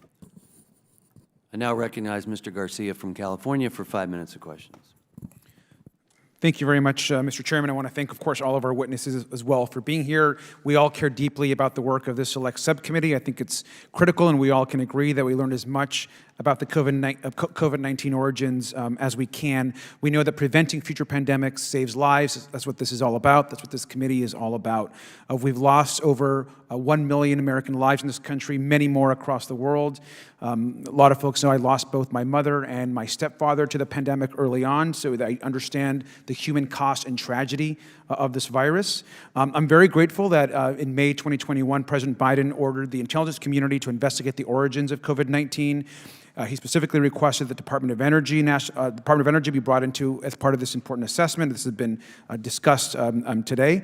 We know that this is critical work that's been happening. We also know that one way or another, we don't have clear proof about the origins of COVID-19, and this has been shared by our witnesses and, of course, in the many reports that have been produced by our agencies.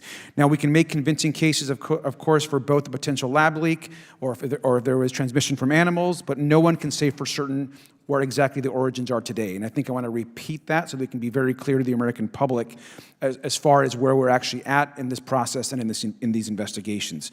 Multiple federal agencies have supported both sides of the question and none with high confidence. One of the most important lessons that we can learn from the origins of COVID-19 is how we can better respond to future viruses and future pandemics, because there will be future pandemics. We've seen the mass death, the devastation this has caused our economy and the American public and the global public. And we also need to know and understand what mistakes were made in the past so that we can correct them in the future. We know, for example, that President Trump's own advisor in COVID-19, who we heard a lot from during the pandemic, Dr. Birx, had said that the previous administration's policies early in the pandemic possibly cost us hundreds of thousands of American lives. And I want to also note something that was said. We know that more than 20 separate occasions, President Trump defended President Xi and his handling of COVID-19. We've been talking a lot about China and Chinese origins, so it's important to talk also about what the former president's comments were. So even as we had concerns about China's lack of transparency early on in the crisis, President Trump would consistently praise President Xi, in fact, on 20 separate occasions. I want to quote something former President Trump said, quote, "Last night I spoke to President Xi. We talked about the experience that they had in China and of all the things that have taken place.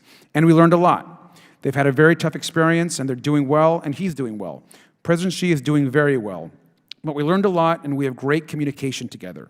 We're going to be sent great data from China," end quote. Now, it's very clear that that great data actually never came, and there was never really the cooperation that the former administration said that we were going to have. And over again, President Trump's administration coddled the Chinese government and told us that this was all going to work out just fine, even though his doctors and scientists disagreed. If members of this subcommittee are as concerned about the role of the Chinese government in the origins of the pandemic, then we also need to take a serious look at why the former president repeatedly praised China and downplayed a virus that was gone on to kill over 1 million Americans. That is the work that the subcommittee should also be focused on. Dr. Redfield, I know you mentioned in a New York Times interview that your greatest disappointment was lack of constant public health messages from civic leaders. And so my question is it fair to say that misinformation was a major public health threat? I think that getting accurate information to the American public was really important. I was extremely disappointed as CDC director that I was restricted from being able to communicate to the American public. I thought that was a disservice. And do you think that politicians who spread misinformation make the pandemic worse? And would it be fair to say that politicians who promote vaccine hesitancy actually cost lives? I think that there's a number of issues. Clearly, vaccine hesitancy is one of our greatest threats. As you know, as a CDC director, I took it on head on when I found out that, you know, we had over 360,000 people die of flu in the decade before I was CDC director, and less than 50% of American public takes the flu vaccine. So try to get over that. I do think, and this is different, I do think one of the ways you promoted vaccine hesitancy, though, that wasn't the intent. I do think when we got into vaccine mandates, that helped reinforce vaccine hesitancy. So vaccine hesitancy is a threat. We need to address it. Thank you very much, sir. And I think that's important to also note, because vaccine hesitancy has been promoted actually by some members of this committee, is actually very dangerous, as has been said by you and many doctors across the country. Yeah. Just quickly, Mr. Redfield, according to your March 17th, 2022 transcribed interview with the Select Subcommittee on the Coronavirus Crisis, you had a team of CDC investigators prepared to go to China in early January 2020. Is that correct? Correct. But President Trump was not successful in deploying this team to China. Is that also correct? Correct. Well, thank you very much, Mr. Chairman. I yield back. I now recognize Dr. Joyce from Pennsylvania for 5 minutes of questions. Thank you for yielding, and thank you to our witness panel for appearing here today. Dr. Redfield, thank you for appearing and discussing these important matters. One of the biggest problems for our country going forward has been the erosion of public trust in our public health authorities, both at a national and at an international level.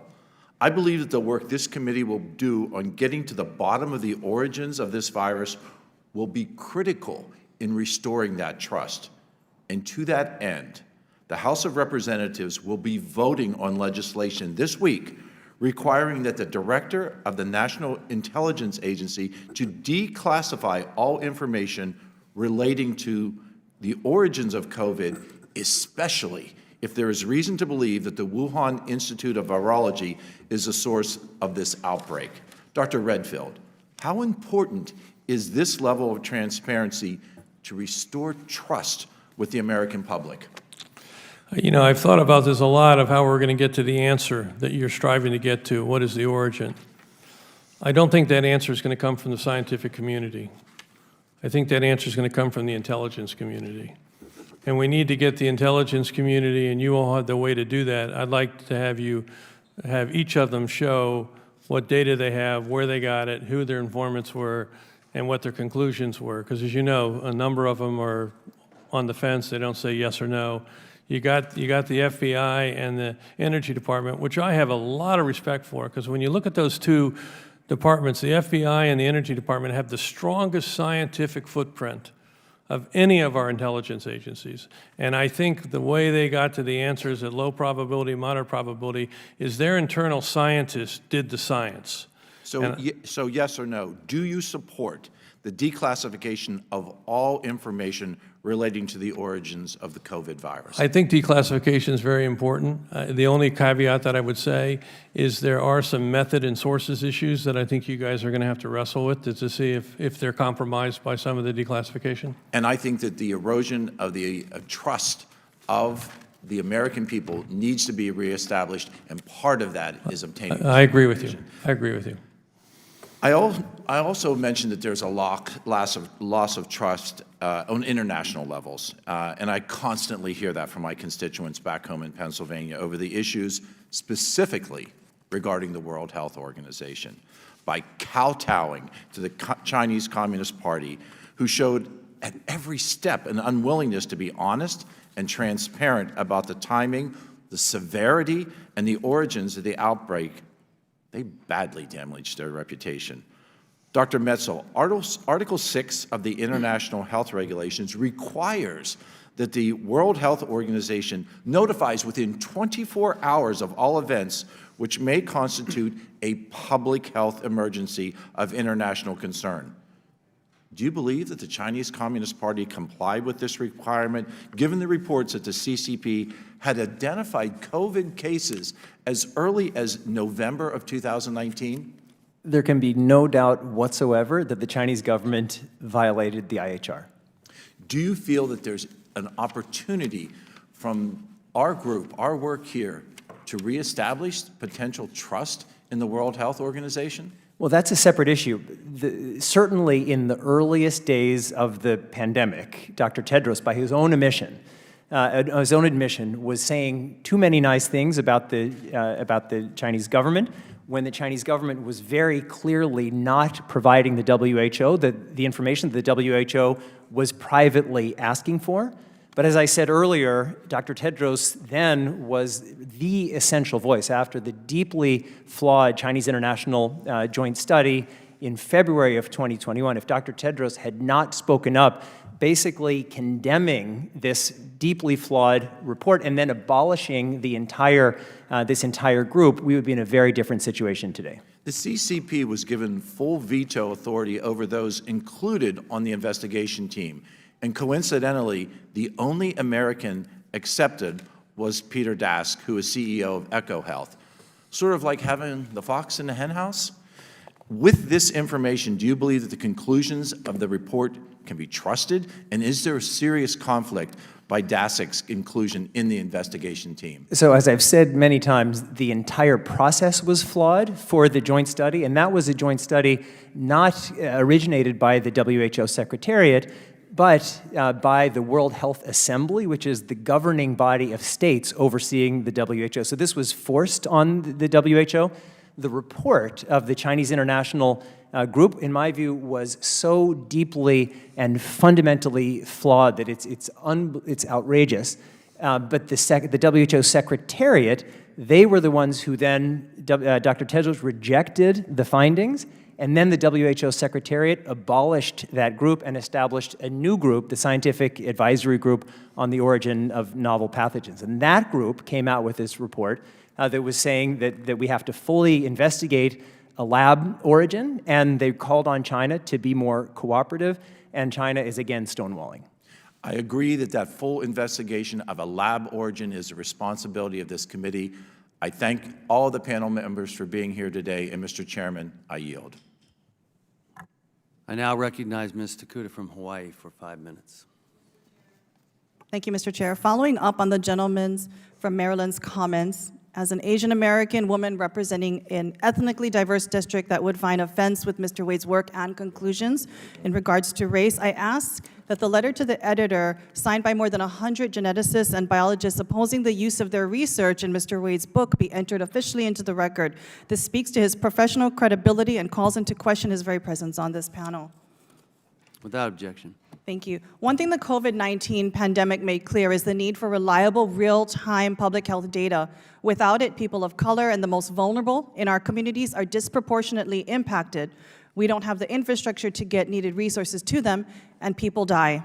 We in Congress must continue to support our federal public health agencies, not just in determining the origins of COVID-19, but in improving data and analytics technology so we can pinpoint and slow the spread of infectious disease. At the beginning of the pandemic, we observed difficulties scaling up the appropriate public health infrastructure to track and keep pace with COVID-19. This was a catastrophic wake-up call that we were grossly unprepared to deal with the pandemic. Coupled with a lack of action, admission, and leadership at the Trump administration, people died. Dr. Allwater, let's focus on the facts, and let's put people first. We need to understand the origins of COVID-19. There's no argument about that here. To prevent and prepare for future pandemics. What do public health agencies and researchers need to do now, learning from this pandemic, to ensure that we can quickly test and trace when faced with new pathogens of pandemic potential? Well, my work as a clinician deals with public health departments. I'm not a public health department person, but each state has its own department and then liaises with the Centers for Disease Control. And I know many of our state health departments don't have enough funds to accomplish what they want to. Each state is sort of self-funding and has other federal monies too, but there's just not enough resources. There's not enough people, and we have to go back to workforce issues, trainees. We need to get people excited entering these careers. I'll mention that for infectious diseases, only 56% of our training programs filled in 2022. There are a number of reasons for that, including low compensation. I know in public health officials, clinical laboratories, we have trouble finding people that want to do that work. and getting them into training programs. So these are absolutely vital from both clinical laboratories, public health laboratories. These are our sentinel findings for, trying to see if there's an outbreak. Is there something new impacting the health not only in our country, but then expand that internationally as well, because these same efforts are just as important as keeping peace. Thank you. So clearly, the federal government needs to do more in terms of support and resources to both our state and local public health agencies in order for us to have a strong infrastructure set up. Regardless of how the novel coronavirus came to be, it is important we continue to invest in public health infrastructure and invest in research on pathogens of pandemic potential with appropriate guardrails and strict oversight and guidelines. To do nothing, quite frankly, is to have learned nothing from this tragedy and set us up for failure and more death in the future. Dr. Patel, what would happen if Congress blocked federal funding for BSL-3 and BSL-4 laboratories because of misinformation and fear-mongering surrounding lab leaks? What would happen if there was a moratorium on gain-of-function research, which includes developing medical capabilities, countermeasures, and surveillance capacities? Are you asking me? Are you asking me? I'm sorry? Sorry about that. Dr. Allwater. Okay. Yes. Oh, thank you. I think if we have very strict rules and shut down or halt research within the U.S., there may be others outside our borders carrying this out. It's already been mentioned that there are countries that may not participate with standard practices and agreements. So this is not an area I labor in, but as a clinician and from my infectious diseases perspective within the society, I think research that does examine these very carefully, and as you said, with guardrails, with oversight, is important. And there can be debate about where you draw the line in terms of doing this research. But I think not to do it could leave us unprepared. And of course, there's different points of view of this, and this has been going back and forth for a while, but I do think it needs to be vigorously re-examined. Thank you very much. And I know, Dr. Metzel, you have also concluded these things in your testimony as well in support for this research. Yes, I mean, we would be making a grave error if we shut down virology, if we shut down epidemiology, if we didn't have high containment virology labs. I think everybody agrees with that. The only question is, what are the guardrails? And when we have a situation such as this, where it appears very likely that a lab error may have led to this whole pandemic, that forces us to be very careful and to do the kind of review that we all need to be working on together. Thank you. Now recognize Ms. Green from Georgia for 5 minutes of questions.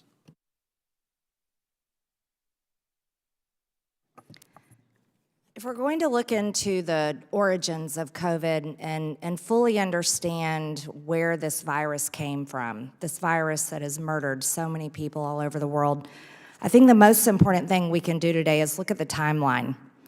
And if we go back to early 2020, when this was just starting to kill so many people, we'll see something interesting, that while Dr. Fauci, Dr. Anderson, Dr. Collins, Peter Daszak from EcoHealth, who, by the way, had a grant for gain-of-function research, Dr. Auchincloss and others were doing everything possible to shut down the Wuhan lab theory publicly, even though privately they told each other that COVID-19 looked engineered, and discussed the reason to stop the theory.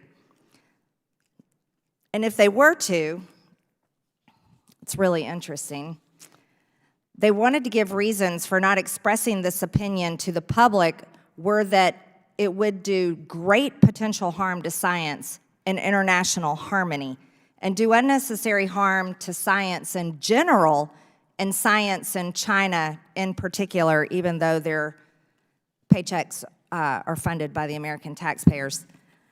At the same time this was going on, the CCP was using its full weight and power to spread a propaganda campaign to conceal the origins of COVID, numbers of cases and deaths, and protect their own reputations while stockpiling medical supplies, severely hurting the global supply chain and definitely hurting America.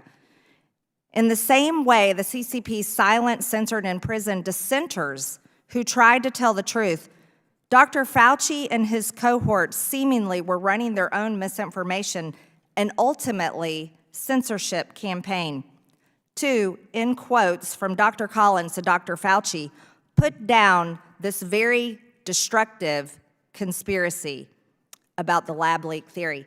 But it's really interesting. I think we should revisit January 27, 2020. Dr. Anthony Fauci, the director of the National Institute of Allergy and Infectious Diseases, finds out that they have a financial relationship with the Wuhan Institute of Virology through EcoHealth Alliance, and that they've been working with novel coronaviruses. January 31st, 2020, Dr. Fauci is warned by Dr. Christian Anderson that some of COVID-19's features potentially look engineered. And the genome is inconsistent with expectations from evolutionary theory. Dr. Redfield, did you agree, in your opinion, with Dr. Anderson's assessment at the time that this virus did look engineered? I was concerned because of the presence of the furin cleavage site that we've talked about. And I think it's important to understand what that cleavage site does. That cleavage site totally changes the orientation of the binding domain of COVID.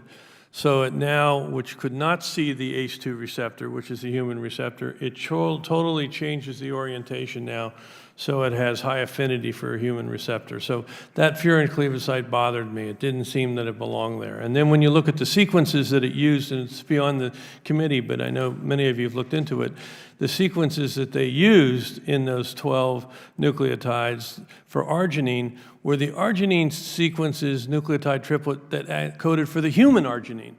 So why did this virus have the arginine sequences for human there, not bat? It was very disconcerting to me. It looked like this virus was engineered. Was this, what you're observing and speaking of, is this something that would be in line with gain-of-function research and the capabilities it would provide to the virus? Yeah, I mean, basically this lab published in 2014 that they accomplished in this, allowing the coronaviruses that they were working with in the lab to bind to the ACE2 receptor in humanized mice. And the only way they did that was by reorienting the binding domain. And it was clear to them at this time that that was likely the issue in their private conversations. Yet by February 4th, a paper on the origins of COVID is drafted by 4 participants of the February 1 conference call. One of those participants, Dr. Anderson, completely reverses himself in an email to the president of EcoHealth, Peter Daszak, and says the main crackpot theories going around at the moment relate to this virus being somehow engineered, and that is demonstrably false. My question to you, Mr. Redfield, did you know of any evidence that they had found within 3 days from February 1st to February 4th to be able to confirm that it was not created in a lab? As I mentioned earlier, unfortunately, I was excluded from those conversations, which I found retroactively very disappointed, since I was obviously a virologist and very engaged, and I actually had asked Jeremy Farrar, Tony Fauci, and Tedros to have these conversations. And then to be excluded, I found unusual. I do think it illustrates one point that's worth really focusing on. When you have a group of people that decide there could only be one point of view, that's problematic. And I'll keep going saying it's antithetical to science, and unfortunately, that's what they did. I can tell you, Dr. Redfield, that is the case. It's very problematic because how people suffered in this country from those, what I would call tyrannical decisions, using their positions of power and shutting down the country in the way they did. I think people definitely do feel that way. Thank you. I yield back. I now recognize Dr. Jackson from Texas for 5 minutes of questions. Thank you, Mr. Chairman. I appreciate it. And I want to thank all of our witnesses for being here today. Dr. Redfield, I want to thank you in particular for your service as CDC director. You were key in getting some of the meatpacking plants back up and running during the height of the pandemic in my district, and I appreciate that. I just want to say I agree with a few of the things that have been said on the other side of the aisle from my colleagues, and one of the things I want to talk about that hasn't really been addressed here from this side of the aisle is that, yes, I do believe that public health has been devastated by this COVID pandemic, but that is because public health officials in this country decided that they were going to consider the politics surrounding this issue when making statements and recommendations. That's the root of the problem with the public health here. And yes, this must be repaired. We have to get our public health industry back. The only way that that will change, is if that we can regain the trust and confidence that we have to have in this country in our public health sector, is to look back. Look back at what happened, who made what decisions, and why those decisions were made. And most importantly, if public health authorities, such as Anthony Fauci, betrayed the trust of the American people, they must be held accountable. Period. Somebody has to be held accountable. This is a problem we have in government, throughout government. If there's no accountability, nothing changes. We're going to be doomed to repeat this whole disastrous period in American history again if we don't get the answers about what happened and why it happened. In addition, I want to say that this continues to this very day. The WHO, China, the mainstream media, social media, they all need to be called out. They need to be held accountable for their part in this cover-up. Millions of people died, and we need some answers to what's going on. And I'll say that we still have an issue with this today. We still have an issue with corrupt, politically driven advice, and this is evidenced by the misinformation regarding masks, natural immunity, the need for boosters, and most importantly, and most important to me at this particular time, the inappropriate efforts to vaccinate our children. So I would just say that we have to regain this trust in public health, and we have to do it quickly before something like this comes down the pike again, because American people right now have zero trust and confidence in the public health sector in this country. So I want to ask you real quickly, Dr. Metzel and Dr. Redfield, what do you think that we should and could do to regain that trust of our public health sector? A number of things. First, we need to look objectively, honest, directly, fearlessly at the COVID origins issue. As I've said before, I think the primary culprit, if that's the right word, is China. But we also need to look at ourselves. We really need to look at everything. We need to follow the evidence. We also need to establish a bipartisan process for evaluating the entirety of our readiness, and that's why in my remarks I recommended establishing a bipartisan COVID-19 commission, kind of like built on the model of the 9/11 commission, because it's going to be very difficult to do it piecemeal. We really need comprehensively, in a bipartisan manner, to develop an action plan, and because health is international, that means exactly as you've said, we need to focus on the national and the international levels. Dr. Redfield, real quickly. Yeah, real quick. I think the first and foremost is we've got to tell the truth. When you don't tell the truth, you've got a problem. And I think if you go back, there were many times when public health officials packaged the message to what they wanted to say, but it wasn't necessarily truthful. The second thing, you have to have the courage when you're a public health official to say, I don't know, when you don't know. And I think that really fundamental, that's how we begin to lose it. When people say that we're going to be okay once we get 30% immunity, and then later they say 50%, and then later they say 70%, and then the press says, well, why did you say 50% before, and now you're saying 70%, and the guy says, well, I didn't think the public was ready to hear that.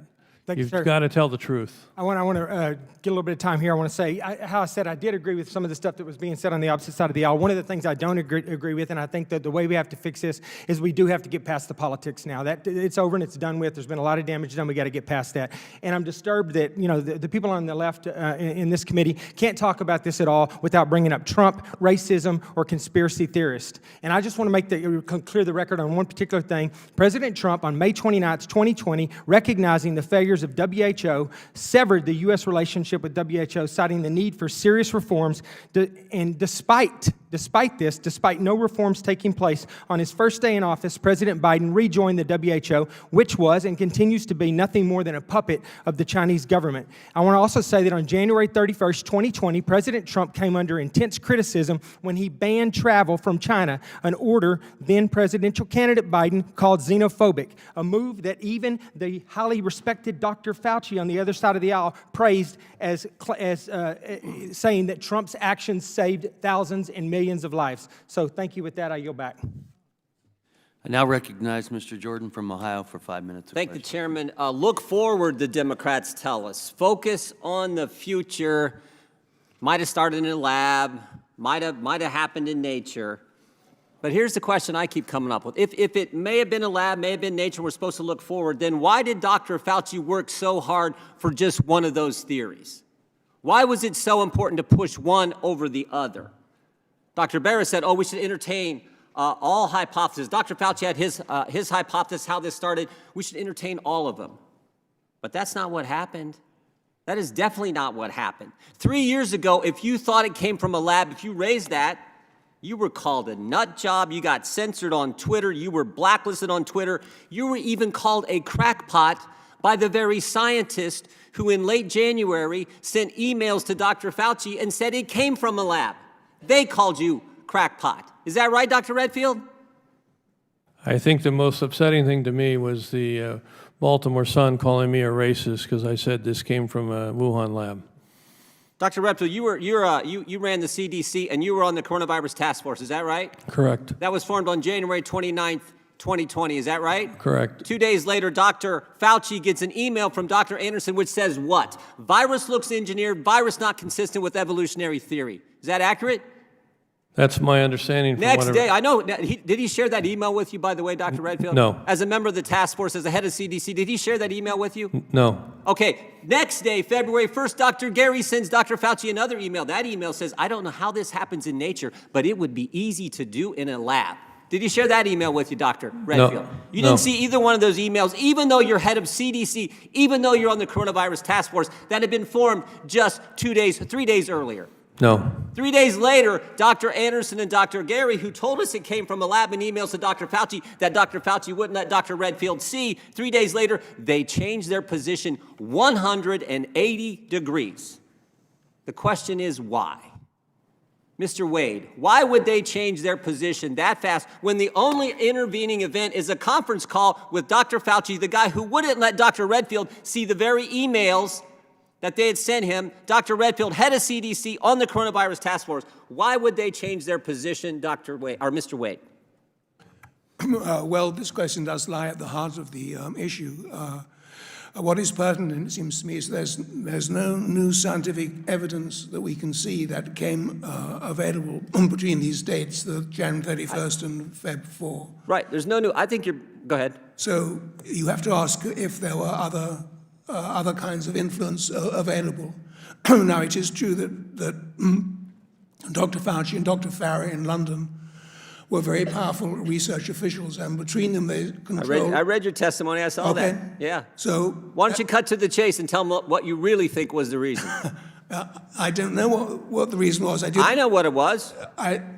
Go ahead. I'll let you say it because I read your testimony. I think you said it in your testimony too. Maybe you're reluctant to say it here, but go ahead. Well, if you're looking at the timeline, on May 21st, just a few weeks after the Nature Medicine article had come out, two of the signatories of the original email to Dr. Fauci, that's Dr. Anderson and Dr. Gary, were awarded a $9 million grant for the... So there's 9 million reasons why they changed their mind. I knew you'd get to it. I read that last night.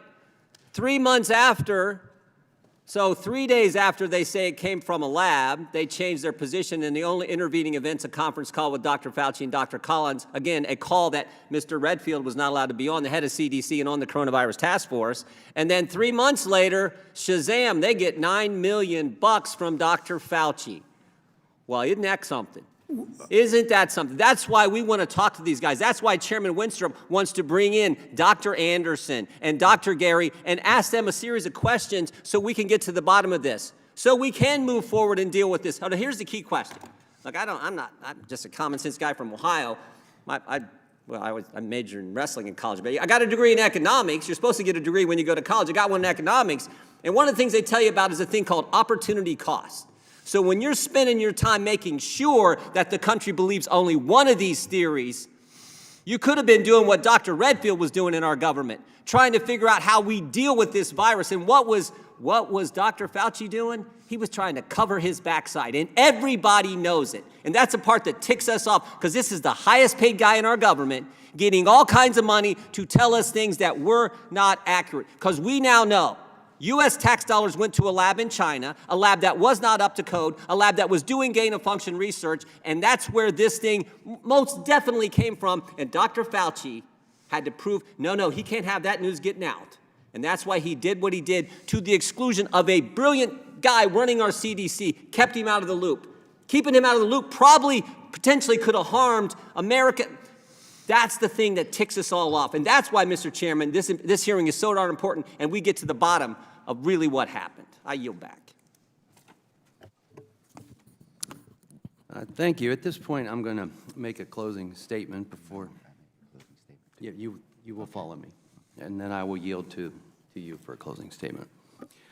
You know, this is a very serious business, extremely serious business, apolitical serious business. And I believe that Dr. Ruiz, ranking member on this subcommittee, feels exactly the same way. You know, there's a difference between saying, I disagree with you and here's why, as opposed to labeling something a conspiracy theory or someone a conspiracy theorist. There's a huge difference. That's the politics that comes in. We need to get it out. No more. For this committee and as a general discussion across America, I hope that that can change. I'm first a physician. I'm also a soldier, Iraq War veteran. I've served on the Intelligence Committee here for the last 10 years. I've had a security clearance since 1998 as a soldier. This subcommittee is about an after-action review, lessons learned through this process, finding truths, and building a path forward so that we can have readiness in the future. That's what we need to do. My life has been about trying to improve other lives, to keep people healthy, and also about the security of the United States of America. I'd love for this thing to be from nature. I would love that, because that would be better for all of us. But I can't help but look at this and say, there's another possibility here. And when I think of that other possibility, it leads my mind, with my experience in life, to so many nefarious things that can happen to us as a people. This is a national security issue. This is a national health issue. Some things might start out as good. I don't think the Wright brothers ever intended for planes to be flown into buildings to kill thousands of people. That may be the case. We need to consider all those possibilities. The lessons learned. I can give you some lessons learned. You know, we're talking about trust and building trust, and I will tell you, going back to Secretary Azar, I made the suggestion, America needs to hear from doctors that are treating COVID patients. I think that would be the most helpful. That's who they know. That's who they trust. Those are the people in the trenches, not from politicians and not from someone who's never at bedside, who's just in the lab. The origins of this is important, because when we talk to doctors who are treating patients, for example, though this is where I think early on it was most important, because all they were concerned about, and all Americans were concerned about, is whether they were going to live or die. And will you come up with a cure or a vaccine? That's all they worried about. But as we try to move forward, the origins of this is important, so that we don't have to struggle in the same way that we did through all of this. And trust is important. Dr. Redfield, I agree with you on the declassification. Hopefully we will get there. It's important for transparency, for sunlight on all of this. Obviously, there's methods and other things we have to keep out. I get that. And you commented on another thing that I had written down before you said it, because to me it's important as a doctor to be honest about what we don't know. And when we don't know something and we hypothesize something and then we find out we're wrong, we have to say we didn't know and now we know better. That didn't happen. And I'll give you an example. You know, early on, people were saying, well, in the summer, it may dissipate like other coronaviruses have in the summer. That made sense, but it didn't happen. And we should have said, oh my gosh, that didn't happen. This thing isn't called novel for a reason, and we need to do a little more digging. I am open to various opinions, especially from experts in the arena, including doctors that are treating affected patients. That's where we have to go. This committee is going to deal with all aspects of the pandemic, but this is one that's very important and on the minds of every American. I want to thank you all for your testimonies today, for taking the time to be with us. We may have to see you again, we'll see. But at the same time, I do want to thank all of you for being here. And with that, I will turn it over to the ranking member for his final comments. Thank you. I too want to thank all the witnesses for coming today and testifying before this committee. Let me be clear, my Democratic colleagues and I take seriously the charge of determining the coronavirus's origins. And that is why we must allow scientists and intelligence experts to do their research without politicizations or politicians politicizing the issue using extreme partisan rhetoric or making conclusions or accusations without concrete evidence. It seems like minds on the other side of the aisle are shut and made up on the origins, and they have chosen their villain. If we truly want to follow the evidence, the truth is that the evidence as we have it now is inconclusive. But villainizing our public health experts through conspiratorial accusations based on partisan suspicions and not concrete evidence does nothing to help us prevent and prepare for future pandemics. I too am a physician. I too have taken care of patients who have died due to dyspnea. In other words, they couldn't breathe, they didn't get the oxygen. And I have intubated and kept people alive and resuscitated people over and over in the emergency department. These are not political ideas for the individual who's diabetic and lives in a poor neighborhood that doesn't have access to testing or to healthcare access. This is not political. They don't give 2 cents of who knew what and by when. They want to make sure that they stay alive, that they can get the medicines, that they can live in a country that doesn't have to politicize every single damn thing. And they want to see their government work for them, for the people, to do the right thing. And I do agree that we need to evaluate the evidence as it comes, just like when we had the lack of evidence of this novel virus, and we made, as Dr. Redfield and Dr. Allwater said, some conservative decisions in order to protect until we knew more, until we were able to have the resources to put shots in arms, students responsibly back into schools, people responsibly back into work. But villainizing our public health experts undermines our efforts to do so. You see, it hurts the recruitment of public health servants in a time when we have a public health servant shortage. And it hurts trust. It hurts trust in basic public health measures like masks that reduces airborne transmission and vaccines that save lives. Congress has an important role in supporting the expert community's efforts to get to the bottom of the coronavirus's origins. We also have an important role to be forward-looking in developing the policy solutions necessary to mitigate the threat of new viruses, no matter where they came from. You know, I saw each of the witnesses nod in agreement in my discussion with Dr. Allwater regarding constructive policy solutions, like raising the international standards for pathogen research. There is still an opportunity for us to correct course. And this is a message on both sides of the aisle for this select subcommittee to be constructive body that focus on forward-looking solutions, ones that save lives, that matter to individuals who are at risk of dying today from this virus. So let's debate gain-of-function research. Let's discuss what we can do to improve safety guidelines and transparency in foreign labs. Let's discuss how to increase trust in basic public health measures to save lives and recruit more public health workers.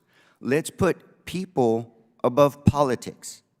We owe it to the American people to take every action we can to save lives, and I stand ready to work with the chairman to do so.